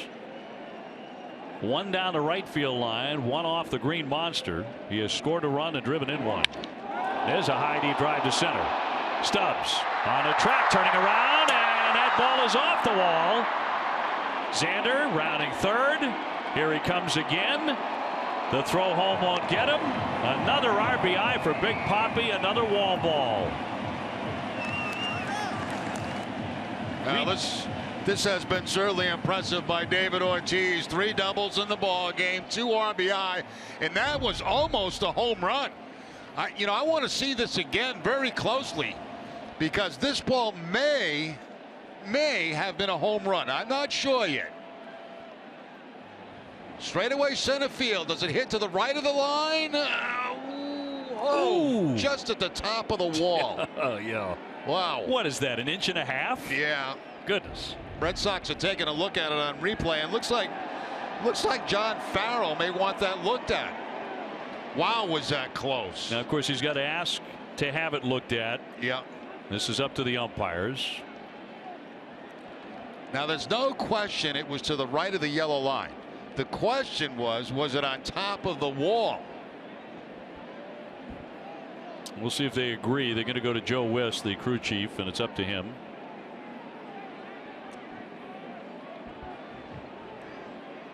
Let's see what Joe says. And says, why not? So they will take a look. The crew chief will look. This is a pretty good look right here. Watch this. Oh. Does it get any closer? No, it doesn't. I don't think it's going to be a home run. I really don't.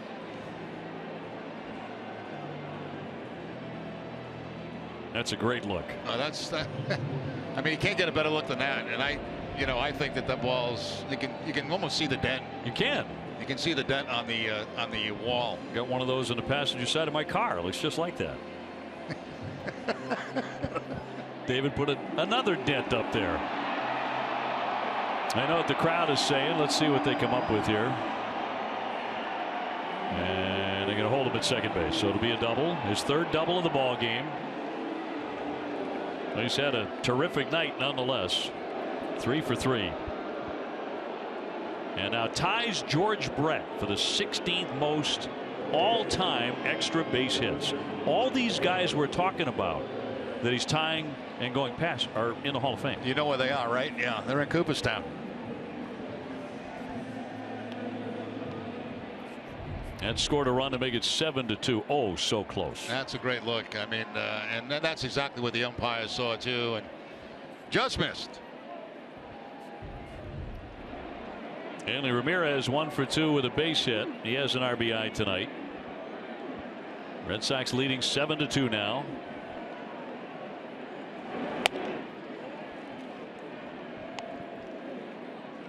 Hanley's hit 15 career home runs against the Atlanta Braves.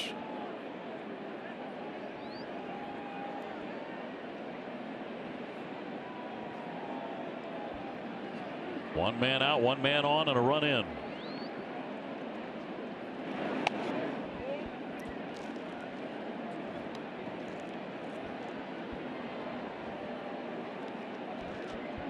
This is kind of amazing to think with the career he's had. This is just the 3rd time in David's career he's had 3 doubles. How about that? He usually mixes in a home run. Yeah, that's why. 2-1. I would have said, 15 or 20 of those, Yeah. No, you're right. Most of the time, if he's having a night like this, it's usually involving a home run. At least one. And he just missed one there. And Hanley just missed one there too. That was a very good pitch on a 2-0 count that he fouled back.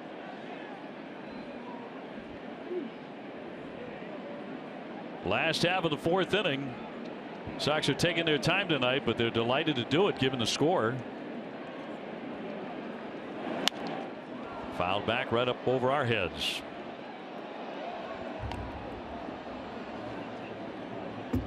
With a victory tonight, the Red Sox would improve to 12-9. Travis Shaw on deck.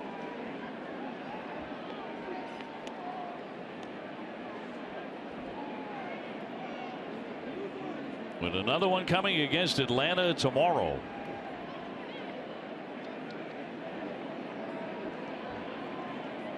Then the Yankees, and then the Red Sox hit the road after 3 games against New York.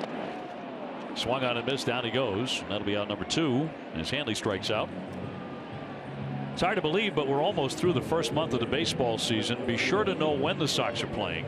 You can download this season schedule directly into your favorite calendar program by visiting NESN.com/schedule. A lot of home games coming up in the month of May. Chance to make some hay too. Got a long homestand coming up on the 9th of May against Oakland and Houston. Then the Red Sox go on the road for a quick 3-game series against Kansas City, and then another long homestand against Cleveland and Colorado.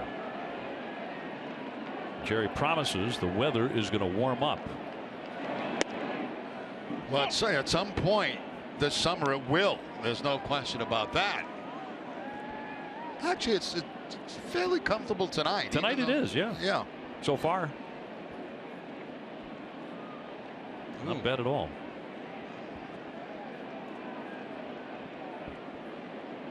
Travis has walked 2 times. Ortiz at second. There's a shot into right center field. Nobody out there. Onto the grass, onto the track, up against the wall. David Ortiz can walk home. Travis Shaw heading for 3rd, and that's a stand-up triple to make it 8-2. That's the first triple of his career. Here's the impressive thing about Shaw. Remember the last at bat he had when he walked and they threw him fastballs in, fastballs away, changeups away. Here he gets a changeup and is able to stay back on. Now, this isn't a bad pitch at all. I mean, look at the location of this ball. It's down below the strike zone. That split-fingered fastball right there, the change, and then he just takes it, picks it off the ground, hooks it in that gap where there's plenty of room for Travis Shaw. Ortiz scores and Shaw ends up on 3rd base. That's nice hitting. Here's Brock Holt looking to strike. So over the last 2 nights for Travis, a home run, a double, and today a triple. just shows you there the span that he has at home plate, how he can handle pitches inside. You saw it last night with the home run, and now he takes a changeup that's out off the outside part of the plate and down. He jumps on that high fly to right field. Markakis has to race on back. Still backpedaling. Oh, he's got it on the warning track for out number 3. Red Sox teeing off, and they add a couple more now. 8-2 Red Sox.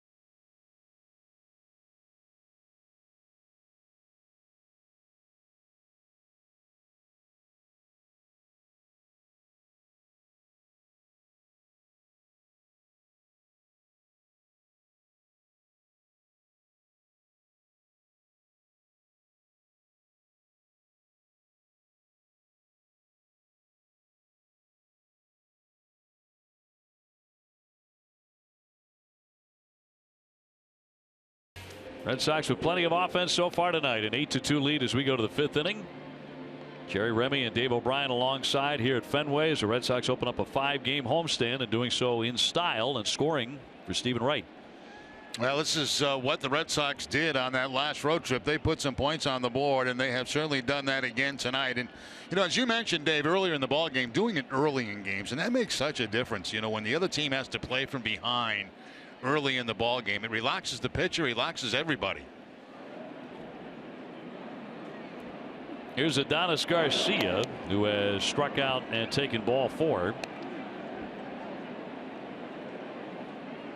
Last inning, that pitch was moving all over the place. There were 3 pass balls, and the count goes to 2-0.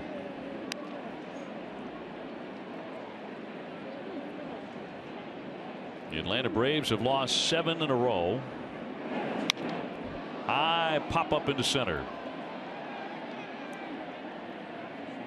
And Jackie Bradley with the grab for a fast out. That's a fastball right there from Wright. He's probably thrown only about 3 or 4 in the game tonight. He started the game off with a fastball, but not many since then. He got a fastball when he got behind in the count and gets the fly ball out. He has mixed in some curves, as you mentioned. That he's been more curveball, I think, heavy than in past starts, and so far this season it's something that's worked for him. Here's Freddie Freeman. He lifts that one down the line. Brock Holt will close on that. 2 up, 2 down. Let's get down to Garrett Austin. Hey, thanks, OB. I talked with pitching coach Carl Willis, who said that Ryan Hanigan has been doing a great job catching Stephen Wright. Willis told me that Hanigan has been putting in a lot of work, that he worked with spring training with Wright, and that he's been catching his bullpens. And like you mentioned, OB, Willis said that Hanigan has really helped Wright utilize his curveball more. And Jerry was talking about that earlier, Garen, that he's relying on it. He just threw one there to get it out. Big cut and a miss by Frank Core. Pretty much came out of his shoes. Go back to look at the breaking ball, the curveball right here from Stephen Wright. That's the pitch we were talking about. And, you know, Tim Wakefield was telling me last night that he used to throw that because hitters used to give up on it because it looked so high. It had a different rotation, obviously, than a knuckleball, which they're looking for. And that's what Stephen Wright has got some outs on. So that was a good look at it right there. It wasn't a great curveball, but it was effective. He's on the verge of a 1-2-3 inning. He could use that. He got one in the first inning.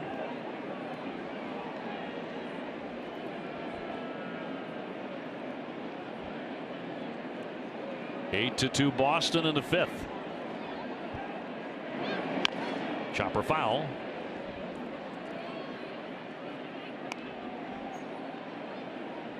Francoeur has struck out and popped up to second. He has been one of their best hitters. They just haven't had many. Here's the 1-2. That pops out of the mitt. Boy, Hannigan really is battling that thing tonight behind. I mean, it's easy for us to laugh, but it's not funny to Hannigan. I mean, he is all over the place trying to knock that thing down.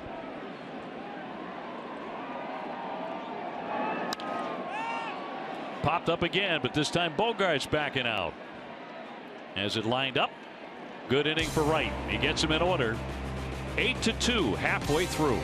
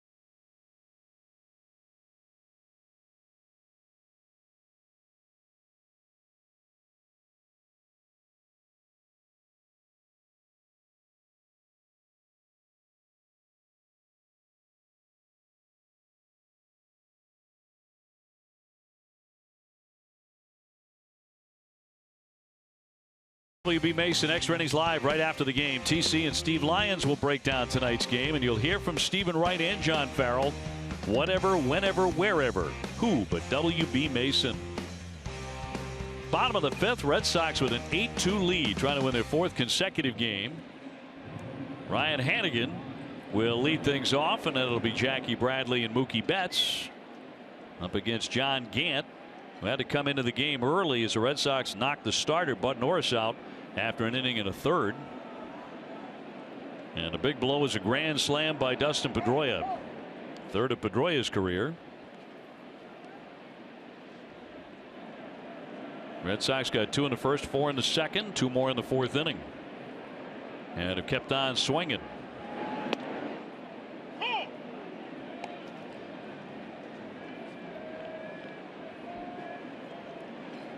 Andover and Ryan Hannigan's hometown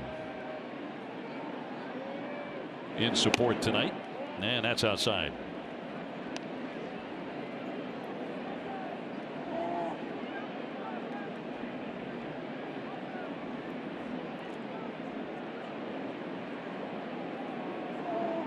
One pitch and bounce to the plate. We were just in Atlanta, of course, for the first 2 games of this 4-game series, and they are probably already resigned to the fact that it's going to be a very, very challenging season for this Atlanta club. They have the worst record in the majors right now. They're moving into a brand new ballpark next year, but for Freddie Gonzalez, we're talking about those home runs. They've gone 15 games without a home run. He said you can't teach that.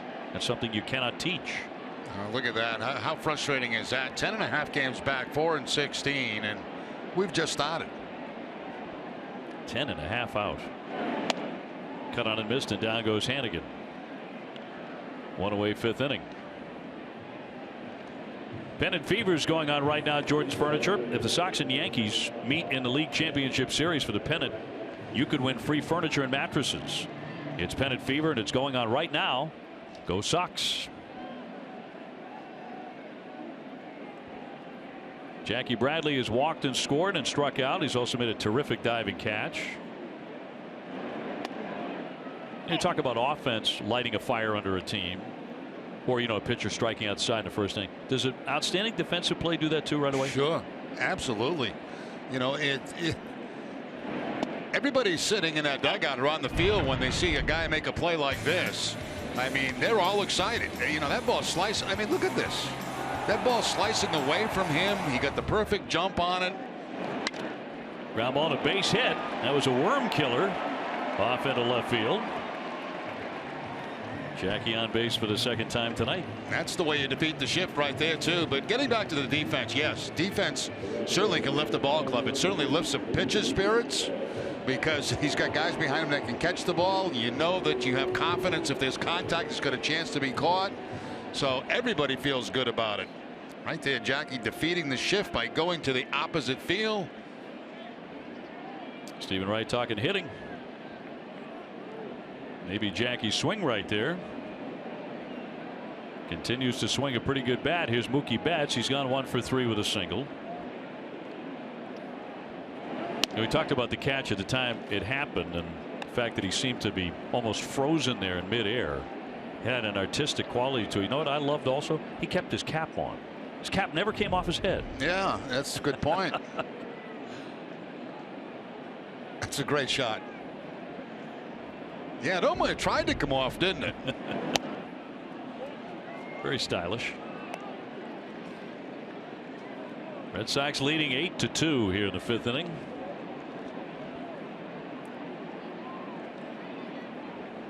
Mookie Betts extending his hitting streak to 8 straight with a second inning single. And he was on right in front of Dustin Pedroia, who hit the grand slam. Stopped at the plate by A.J. Pierzynski. Yeah, you're talking about that catch, and I like to see players rewarded for mentally being in the game, and certainly Jackie Bradley was on that. I don't want to wear it out, but the fact that he moved over 3 or 4 steps because of the count, I mean, to me, that's why he made the catch. And a lot of guys in the outfield just kind of la-di-da, but the right way to play the outfield is to also play counts. 3-0. He's taking, and that is ball 4. So the Sox have 2 men on. Bet a lot of base runners tonight. MLB.TV Premium is everything you've come to expect and more. You can watch every out-of-market game of all 30 teams in true high def on over 400 supported devices. Visit MLB.TV for details. Well, this could wind up being some night for Dustin Pedroia. He already has 4 RBIs on the 1 swing. He has 2 hits. A single and a grand slam. And the runner's dancing, and the pitch won't be made by Gant. Kelly Johnson, the second baseman, had come in almost like he wanted a pick off, but the pitcher did not see him, so that was the end of that possible play. 1 down, 2 on. Yank foul.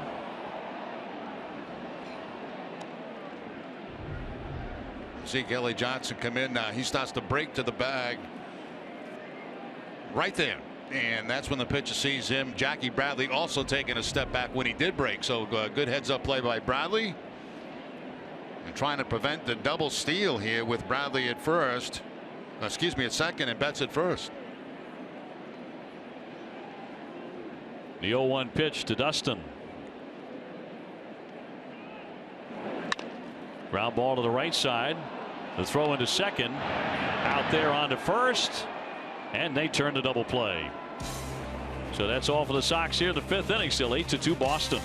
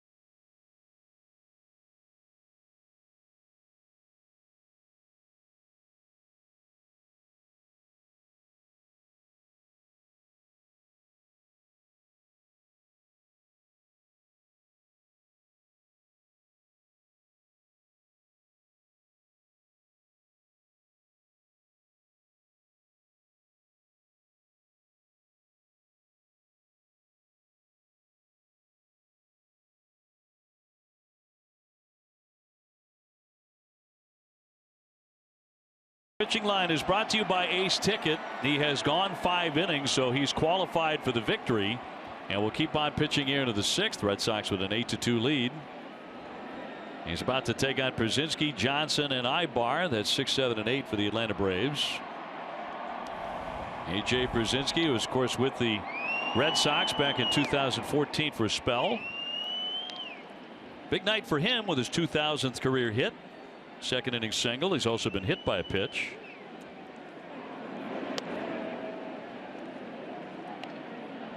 AJ has been a professional ball player since 1994 when he was with the Minnesota Twins. Took him 7 years to get to the big leagues.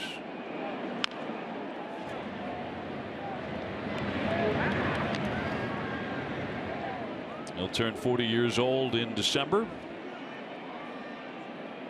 Well, that's surprising. A position player to catch 7 years to get to the major leagues and still able to get to 2,000 hits. Serves that one to Travis Shaw. 1 up and 1 down. Time for a game break. Let's toss it back to the studio. Here's TC.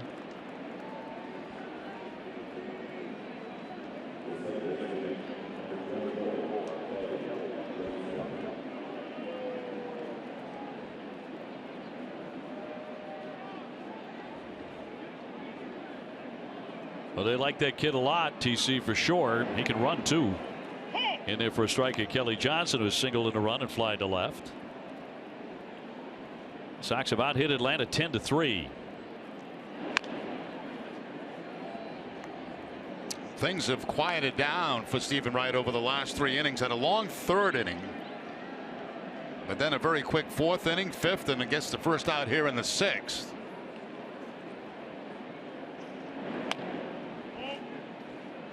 A ball and 2 strikes in Kelly Johnson.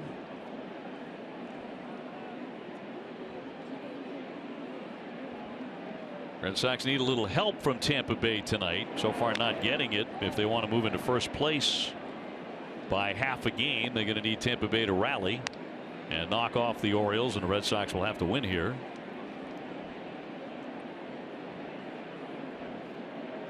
The Orioles got off to that torrid start, of course.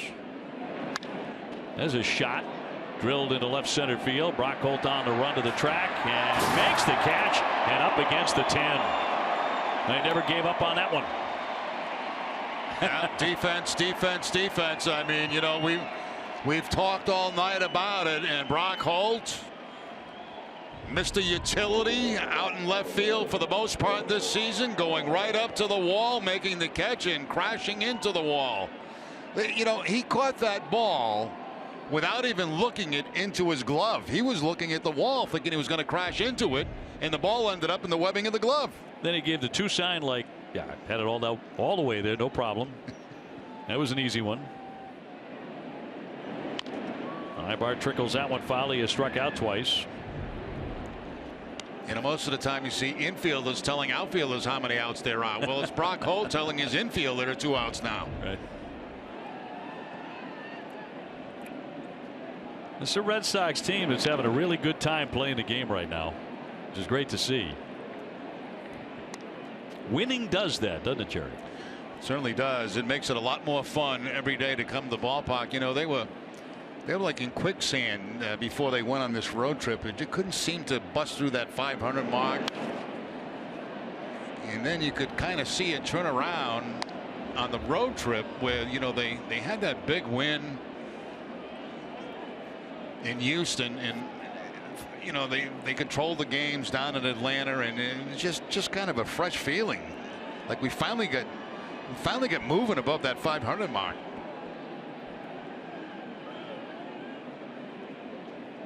Here comes the 0-2 to Ibar.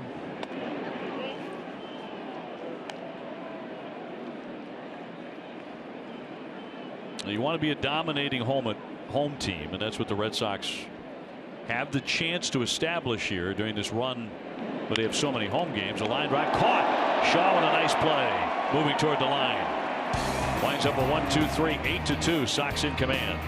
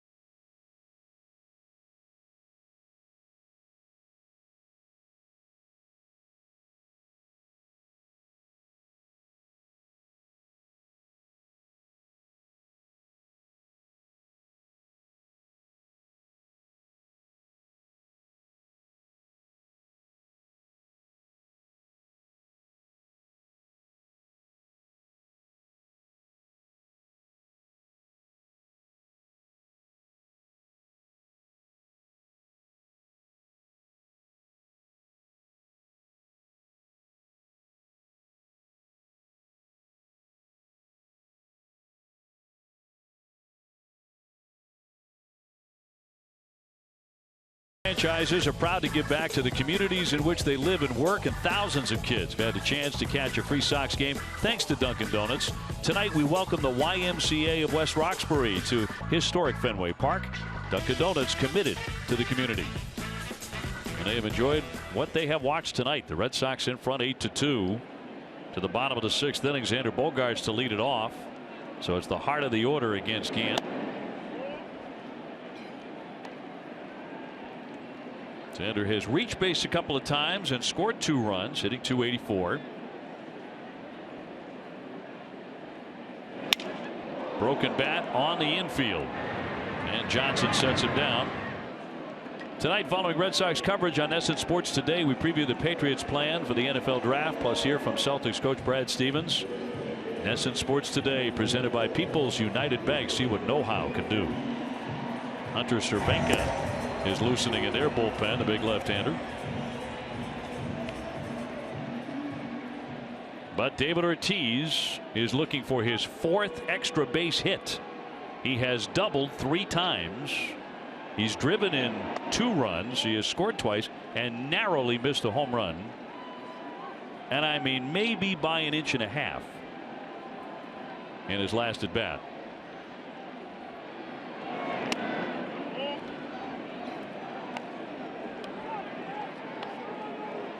David has never had 4 doubles in a major league game.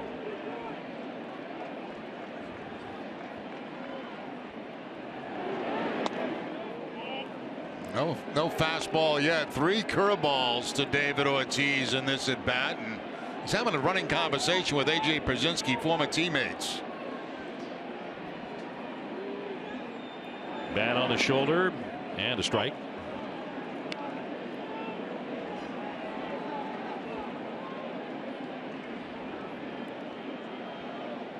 To go back a long way. Here comes the 3-1. Hard ground ball, backhanded by Freeman. He'll do it himself. So David Ortiz makes his first out. Let's go down to Guerin. Thanks, OB. Well, yesterday was a very special day for Pat Light, who made his major league debut. I talked with Light before the game, and he said he still has not come down. He barely slept last night. He also told me that he was very nervous, but Hanley Ramirez came to the mound and tried to calm him down. And he got text message from pretty much everybody he's ever met. And he said it was great to have his parents, his siblings, his grandma, and some of his friends there to watch. Jerry, was your debut that memorable? Yes, it was. I mean, I think everybody remembers their first major league game and appearance. And I mean, I was so nervous that my legs were actually shaking in the batter's box. And that's the feeling you have. And I was watching the game last night, and it was almost like he was hyperventilating on the mound. I mean, he was gasping for breath, and you could tell he was all fired up and nervous. And I mean, that's just the way it is. If you don't feel something, you're not normal. How great to have your folks there. Yeah. But I'm sure that adds to it. It does. He's throwing 98. Yeah. And he can throw hard. That's for sure. He has that out of the way now. The 3-0 pitch, and taking all the way, Hanley Ramirez. He's gone 1 for 3. I actually also watched the postgame show last night with Tom Caron and Tim Wakefield, and Guerin had an interview with Pat. And he was still fired up, and this was probably maybe 20 minutes after the game was over. So you can imagine the feeling when you get the major league debut under your belt. What did you do in your big league debut? Do you remember what you did at the plate? Yes, I got a base hit to drive in a run, and then it all got dampened very quickly as I got picked off first base. Yikes. Yeah, it was yikes. 2 down, bases empty, 3-2, and fouled off to the right by Hanley. 2016 CVS Health Charity Classic features more than the nation's best golfers. Don't miss the Charity Classic benefit featuring award-winning Lady Antebellum. That's at the Dunkin' Donuts Center in Providence on June 28th. Get your tickets at Ticketmaster.com/Charity Classic Fenway. Red Sox leading 8-2 here in the 6th. To the third baseman, Castro. And one of the rare times tonight, the Red Sox go fast. We are on to the 7th. Red Sox by 6.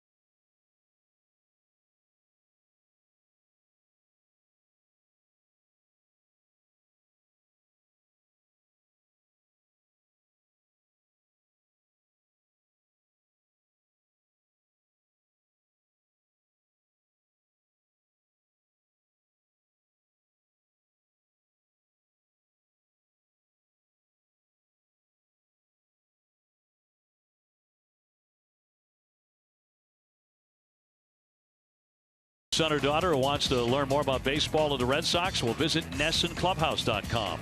Videos, games, a lot more. It's fun, free, and easy to use. Visit NessonClubhouse.com today. On to the 7th inning. Red Sox with a comfortable 8-2 lead. And Stephen Wright back to work. He's allowed only 3 hits. Trying to get his record to 2-2. He's in great shape right now. And spins around Stubbs, who's gone 0 for 2. The Red Sox do have a new right fielder. And Chris Young has gone into the game to replace Mookie Betts. And the 1-1. A strike.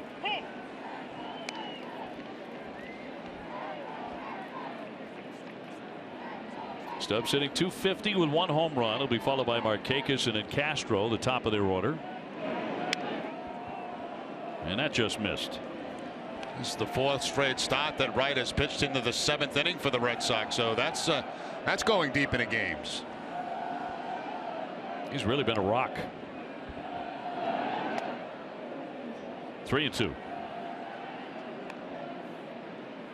He's coming off 6 2/3 against Houston. Of course, Price magnificent last night. Porcello a perfect 4-0. In there for strike 3, and he got him with a fastball. Yeah, completely fooled him right there. Stubbs thinking about nothing but the knuckleball, as he should be against Stephen Wright. Now he pumps the fastball by him on the outside corner. Very good control with that. So we've seen him this tonight with the fastball, with the curveball, and the knuckleball. Of course, the majority of the pitches the knuckleball. 1 down. It'll send up Markakis. See if they get the bullpen active here, as Markakis has walked, grounded out, and grounded out again. And it will be Tommy Lane starting to get going.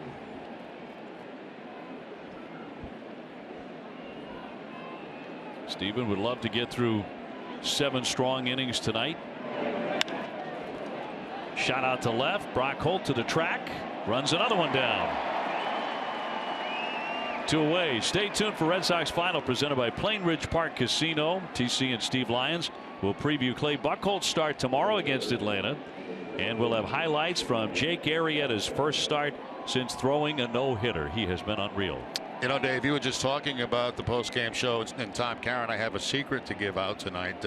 Tom, who runs the post-game show and also runs what you order for food after they do the pre-game show, does not allow fish, because when fish is done, it smells. So it's not allowed in the green room. Well, I can tell on Tom Caron that last night I saw him eating fish in the green room during the game. Wow, upset alert. I had no idea. Yeah, no, that's a big no-no for TC. But last night he was actually eating sushi. Ooh. So that rule apparently has gone out the window by the man that invented it himself, Tom Caron. I guess if you make the rules, you alone can break the rules. Sushi. Sushi is right there on that line. Yeah. Brought his own meal. We did. None for you. But you know, there's no smell with the sushi. That's what he said. That's what he said. 3-0 is outside, ball 4 on Castro. He reaches for the first time. Lane still warming in that bullpen. That'll send up Adonis Garcia. So not many base runners these last several innings for the Atlanta Braves against Wright. Here comes Carl Willis out for a mound visit. Red Sox with a win tonight would be going for a 4-game sweep of Atlanta tomorrow behind Clay Buchholz. Then the Yankees Friday, Saturday, and Sunday, and all that implies. First meeting of the year. Carl Willis, a guy who has a very easy going way about him. This is our cricket something to smile about moment. And the grand slam dance by Clay Buchholz and Brock Holt right on the railing. Yeah, when you really break it down, it's not that tough a move. It's basically 3 moves. It's not complicated. No. Anybody can do it. You really can. I mean, you know, when you speed it up, it looks much more difficult. Brock Holt has the other grand slam, so he excels at that. Now joined by Dustin Pedroia tonight. Red Sox leading 8-2.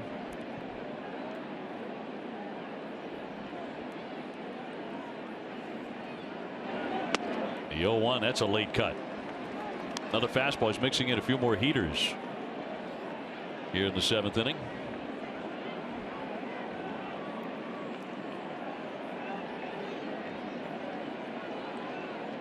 Right, looking for a strikeout. And he gets it. Perhaps the last pitch he'll throw tonight. He ends it with a flourish if that is the case. With the Sox up 8-2.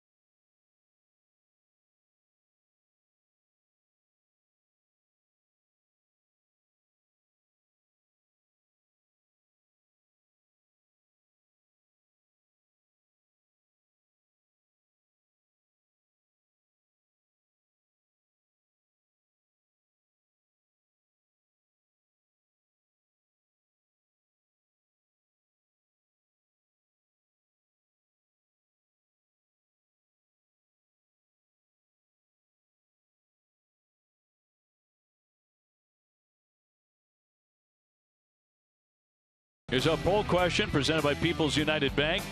Jerry, let's see what topics people can vote on to hear you talk about on NESN Sports today. You can text your answer to 536-536.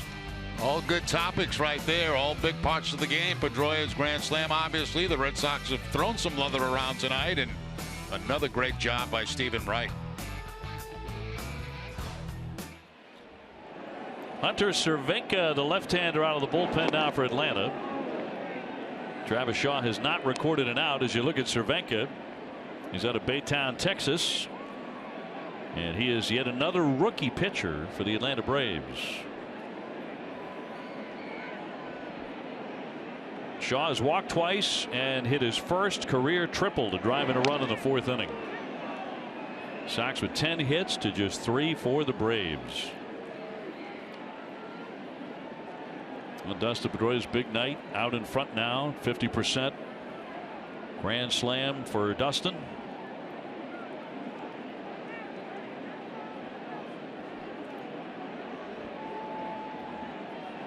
Brock Holt on deck. And punch foul. Tell you, Shaw has fouled off some very, very difficult pitches tonight. I mean, that fastball down and away on an 0-2 count. Able to foul off and gets a chance at another pitch. Some of the guys in this lineup that are mindful of, you know, the 04 and the 07 and the 13 Red Sox lineups, you know, wearing you down, you know, taking it right out of the glove, working long counts, driving up that pitch count. You know, it's interesting. The Red Sox almost had to change their strategy because every team was counting on them to take a strike, and they found themselves at times behind in counts a lot, and they became a little bit more aggressive. because teams knew that they wanted to wear teams down and take a lot of pitches, and so what they were doing is pumping them first pitch strikes because they knew they'd probably take, and they wanted to be a little bit more aggressive in their attacks at the plate. 1-2. All even on Shaw. We have seen tremendous improvement in situational hitting with this team. Yes, absolutely, Dave. That's a great point. I mean, a major difference from a season ago and the season before that. Left-handers 2-2. He waved and missed. Down he goes, strike 3. The tag to make sure. And Shaw makes his first out tonight. One away in the 7th. NESN is a brand new site for car enthusiasts. That is NESN Fuel, your new home for everything automotive, including race recaps and much more. Visit NESNfuel.com and follow NESN Fuel on Facebook, Twitter, and Instagram today. Rest of the night off for Mookie Betts. Puts the hat on against the chill. Now 6-run lead late in the game. Coming off a very late arrival. And a good time to maybe get him off his feet for a couple of innings. Well, he and Travis Shaw, the only two Red Sox players who have started every game. So you're right. Get him off his feet a little bit. Brock Holt 0 for 3. He's been busy in left field this evening. And busy dancing. I like to see that again slowed down because I think we could all pick it up. Alexia Gondo, former Red Sox, loosening in the bullpen. It's pretty simple. It's a left, middle, right, I believe. We look at it. There's left, middle, right. Back to middle, back to left, middle, right. See, so it's pretty easy to pick up. I think you and I, Dave, could probably. Even you and I think we could do that, yeah. Could ace that one. I'd like to see that become a regular thing. Pop foul back out of play. 2-2 on Brock.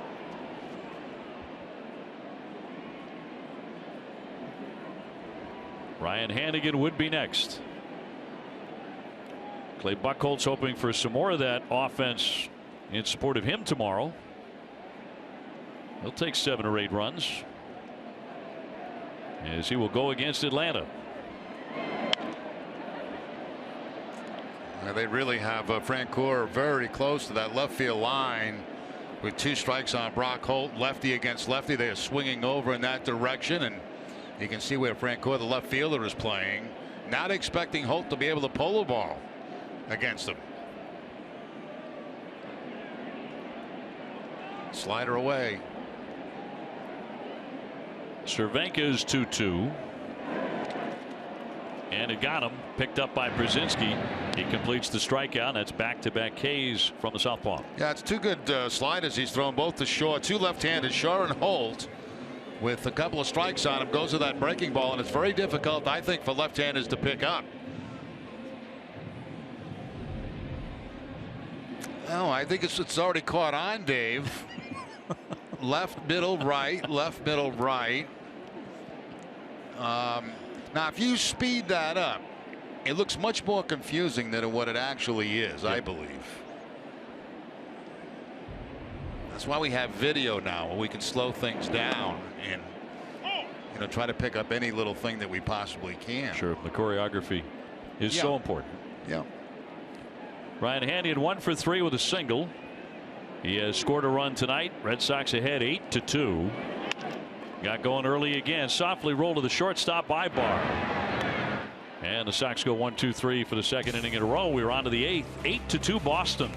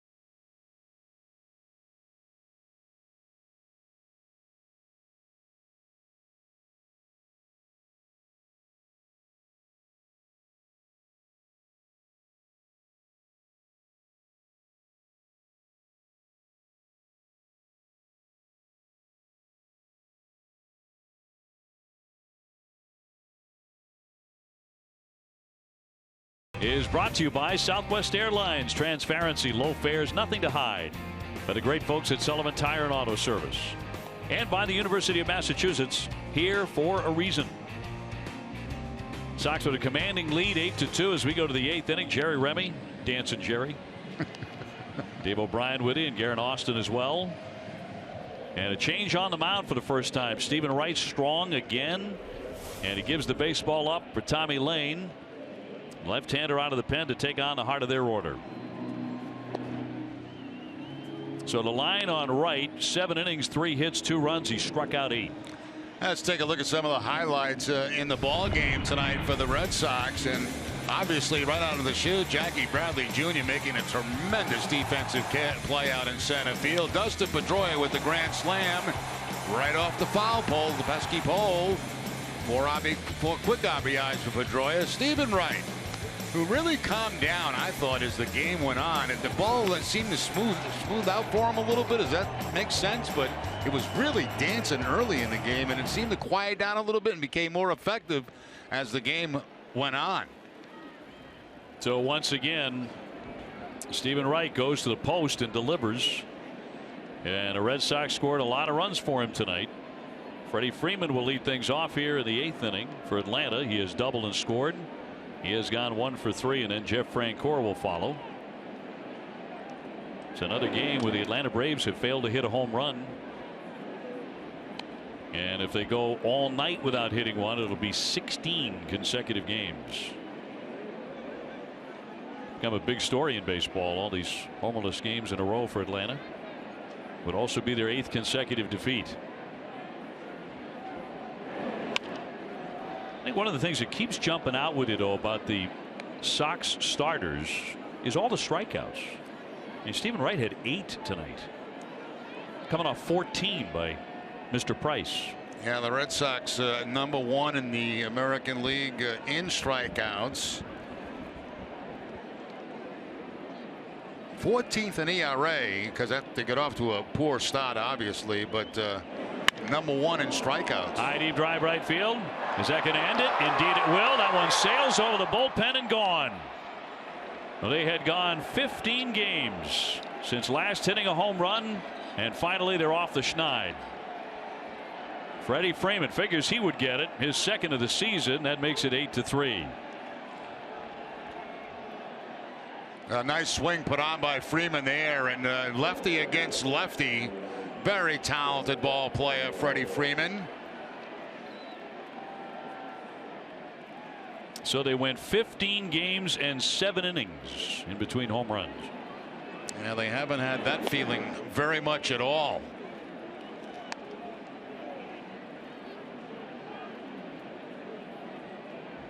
So now a 5-run game here at Fenway. Francoeur's gone 0 for 3. He wraps that one to right, driving back Young on the move. He'll get there. Take another look at the home run by Freeman, and he gets the fastball that just stays out over the plate. That big uppercut swing that he has, and he just lifts it up over the Red Sox bullpen.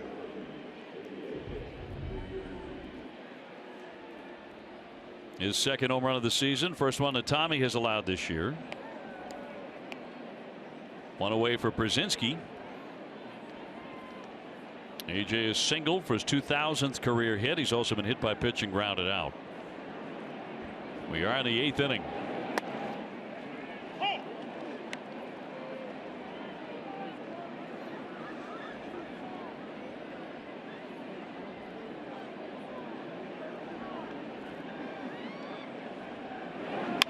Oh, 1 up the middle. Bogarts to his right behind the bag and gets him. So 2 down. Now, NESN is looking for youth baseball and softball teams to be a live studio audience for NESN Clubhouse this season.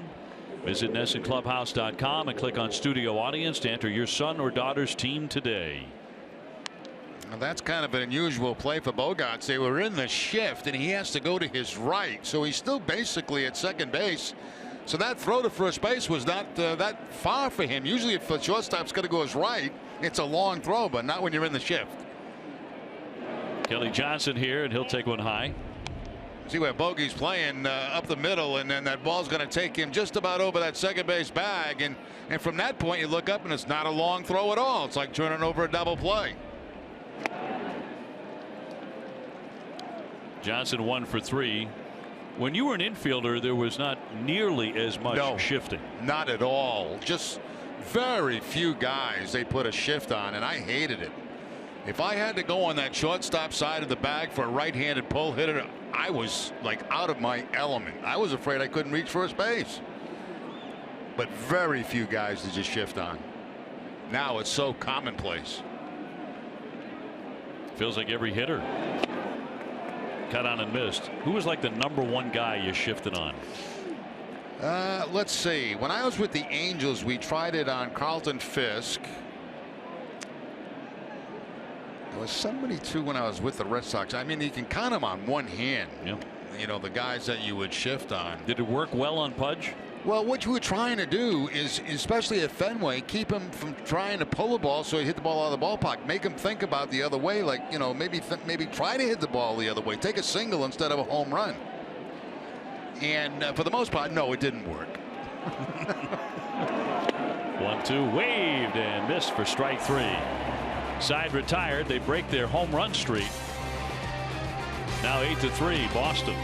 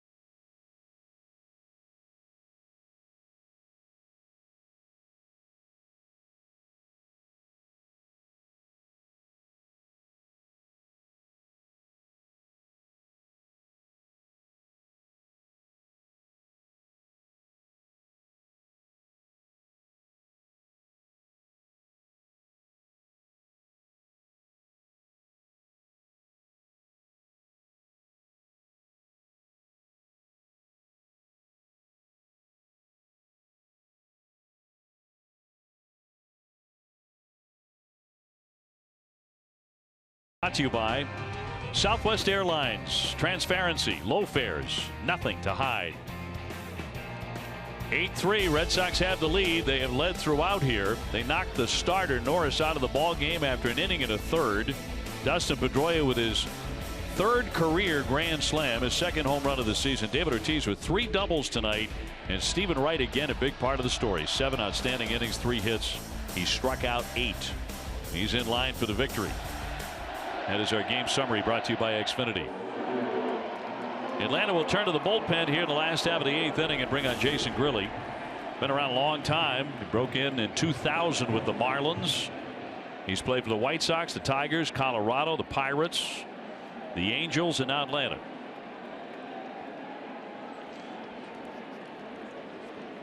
Jackie Bradley will be the leadoff man here in the 8th inning. Sox have out hit them 10-4. And Jackie has one of those hits. He's also walked and scored and made a tremendous diving catch.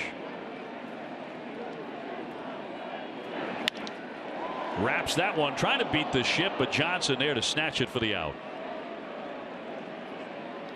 One man gone. Ace Ticket, Boston's trusted source for Red Sox tickets, has the best seats at the lowest prices, all with a 200% guarantee. Call 1-800-MY-SEATS or visit aceticket.com. Chris Young to hit for the first and likely last time here tonight. He came on to replace Mookie Betts in right field after Mookie had gone 1 for 3 with a walk.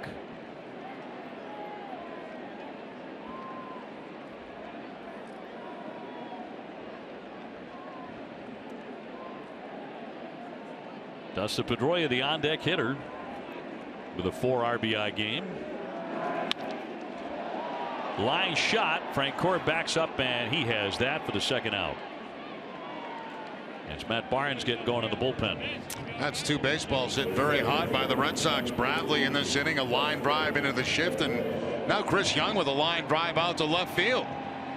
But the result, 2 outs. Dustin Pedroia with a single, the grand slam. He's also struck out and hit into a double play. Hitting .326 here in the first month.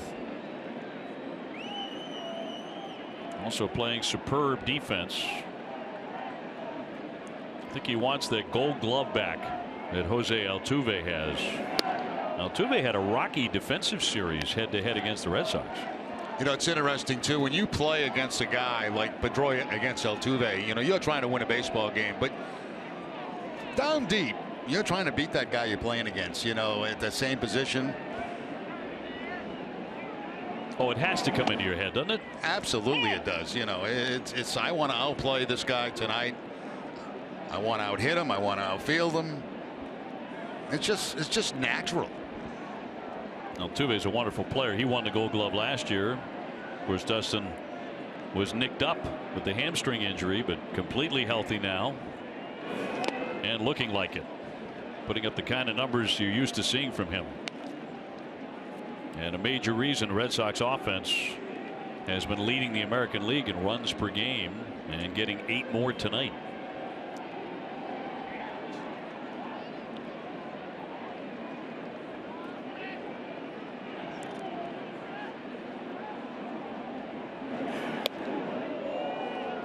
Three and 1 on Pedroia.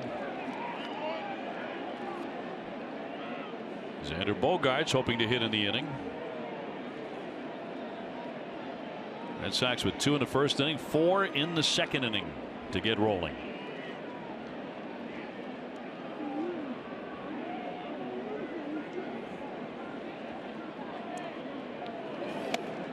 Well, he took a home run cut there on a fastball. Now that's a pull swing right there by Dustin. We've seen him go the other way a couple of times tonight with the home run and a ground ball to first base. But that pitch there, that pitch up and in, that's the one he's looking to pull. 3-2.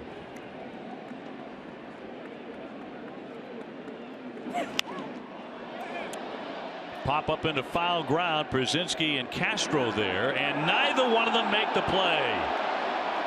No communication.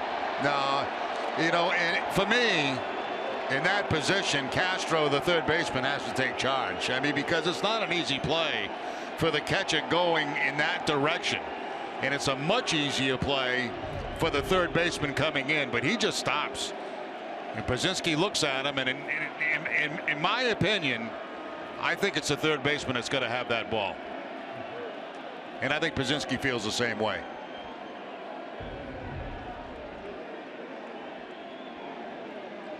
Nobody called for that. 2 down, bases empty, and a 3-2 pitch on the house now for Dustin Pedroia. And a high fly ball driven deep to left field, rising up, and oh, it gets out. How about that? His second home run tonight. And a 5 RBI game for Petey.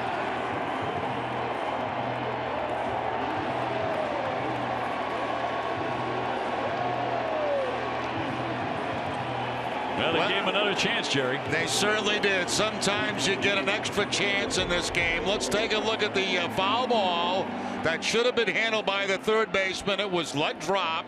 So Pedroia's got another chance. Now he gets a breaking ball that he reaches out and almost one-hands it up into the monster seat. So the second of the night, 5 RBIs, 3 hits for Pedroia. Big night.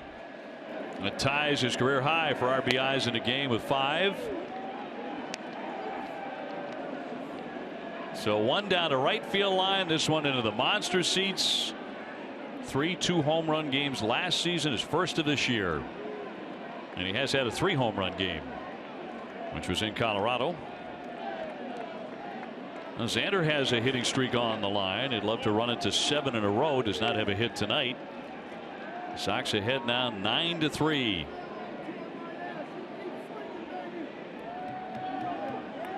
Not a good idea the way he's swinging the bat to give him another shot at it.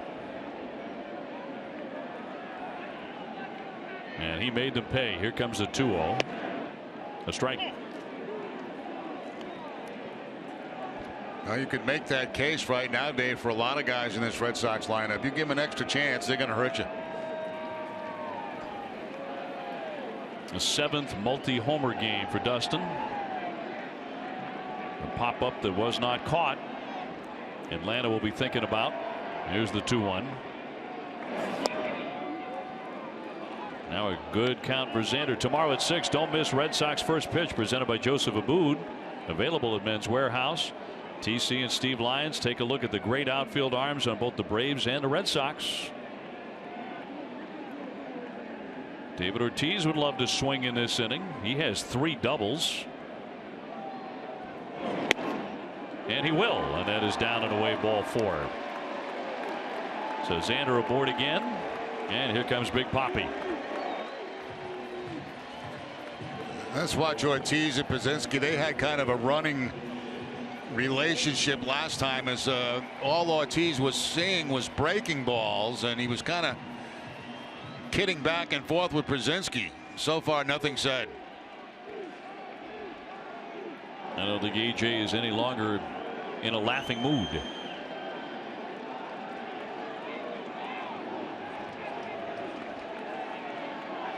David Ortiz with a double in the first inning, a double in the second, another in the fourth inning that almost got out of the ballpark.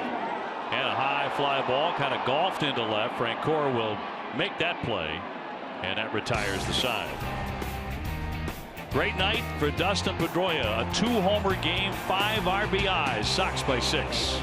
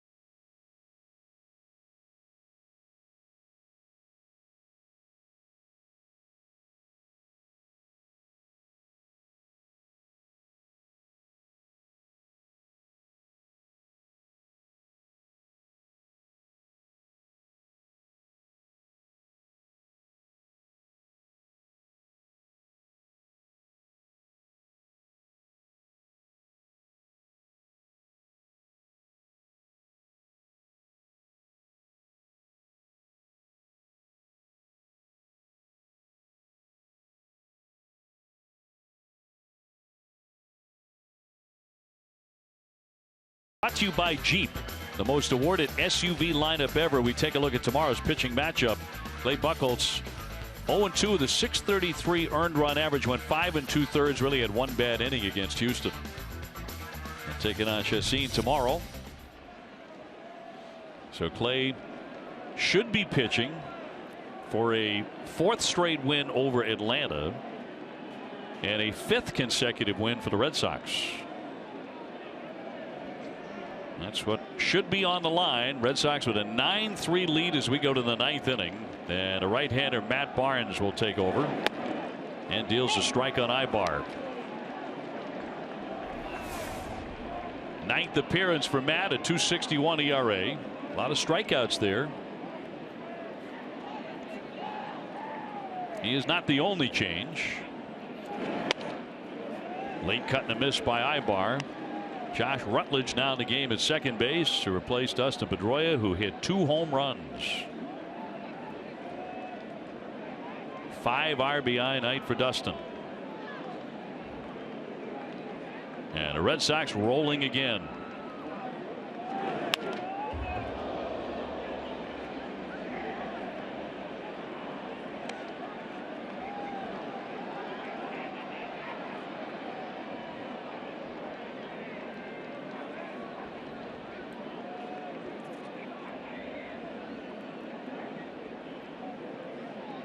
Barnes thinking strikeout right here on Ibar, who has whiffed twice and also lined out to the third baseman.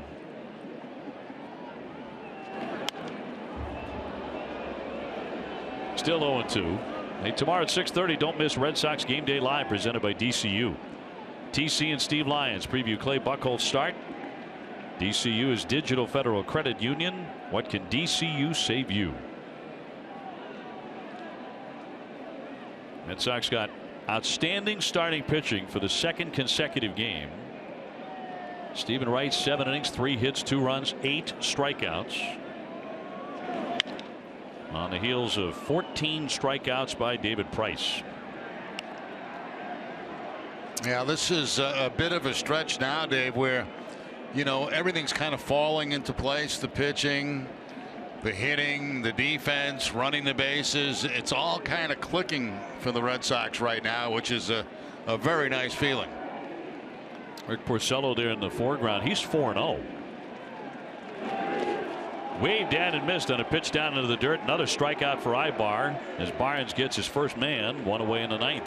You know, I don't think the manager can be very happy when guys are swinging and missing, and I've seen it 3 times tonight with them not even making an attempt to run down the first base. I mean, you know, you're losing ball games, you're not playing very well, you get a swing and miss, and you know, you should at least make the effort to run down the first base. That's just my opinion. It looks bad. It does look bad. You know, you look like a dead ball club. With a loss tonight, Atlanta would lose 8 in a row and go to 4-17. Drew Stubbs here is 0-for-3 with 2 strikeouts. Braves with only 4 hits against the Sox pitching staff tonight.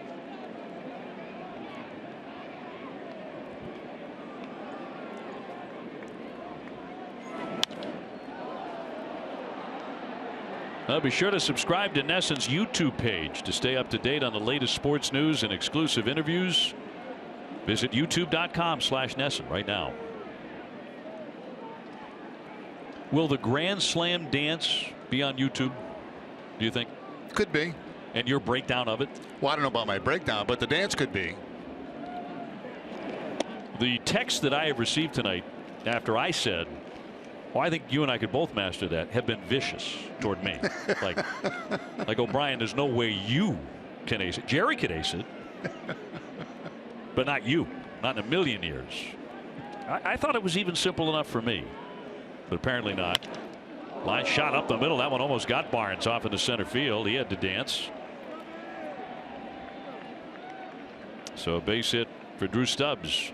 That's kind of a game changer for Stubbs. You're having an 0-for-3 night. You've struck out a couple of times, and he kind of survived that last at bat with a base hit. I mean, I know it's a personal thing, but that goes through players' minds. You know, you're getting beat 9-3, and you get an 0-for-3 going. You get a base hit. It kind of softens the blow a little bit on your night. They'll send up the former longtime Baltimore Oriole Nick Markakis. He was there 9 years. 0-for-3 tonight, and he's slumping right now like many of his teammates.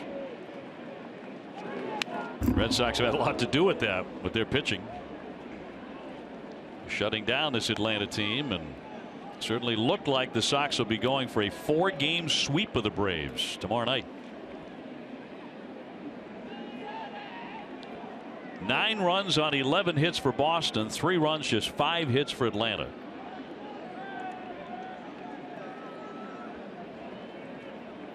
And the 0-1.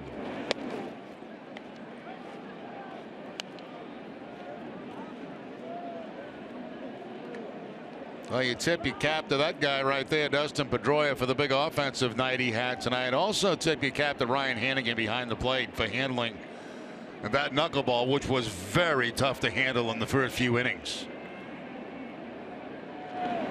1-1 outside, and as the game progressed, he got better command of that knuckleball. It seemed to me he did, yes.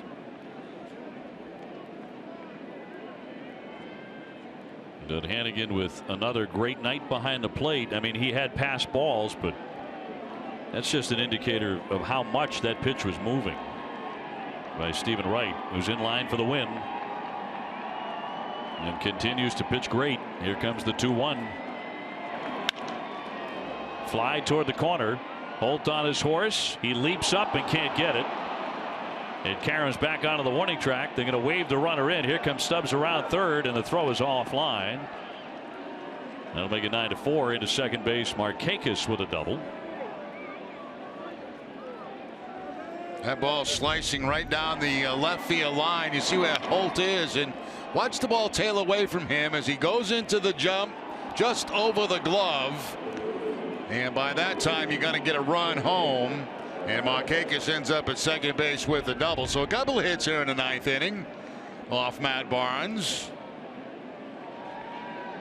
Markakis with his 10th double. He's driven in 16 runs. And here comes Daniel Castro, their third baseman.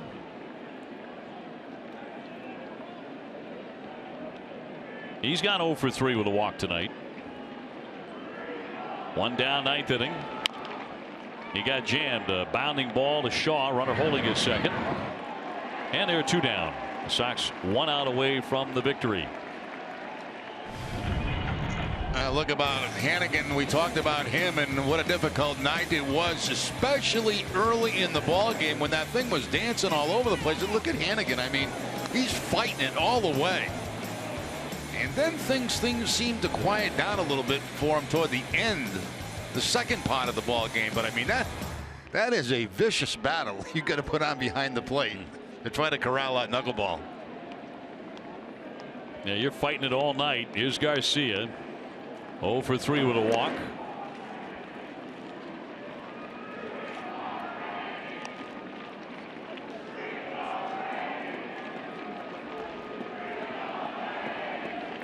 Two down, a runner at second base, and the Sox up 9-4.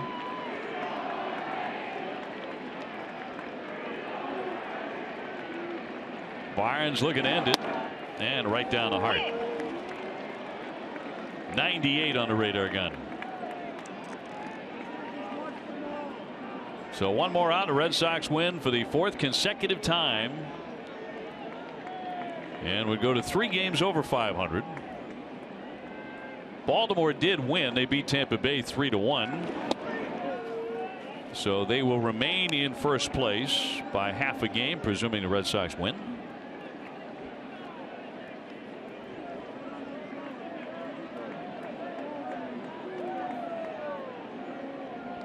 Two men out. Here comes the 2-1 pitch to Garcia. Snagged by Rutledge. That should do it. And that's the ball game. The Red Sox win it 9-4. That's 4 straight. And they send Atlanta to an 8th consecutive defeat, even though they finally hit a home run. Now putting it all together, TC once again with the pitching, the hitting, and the defense tonight here at Fenway.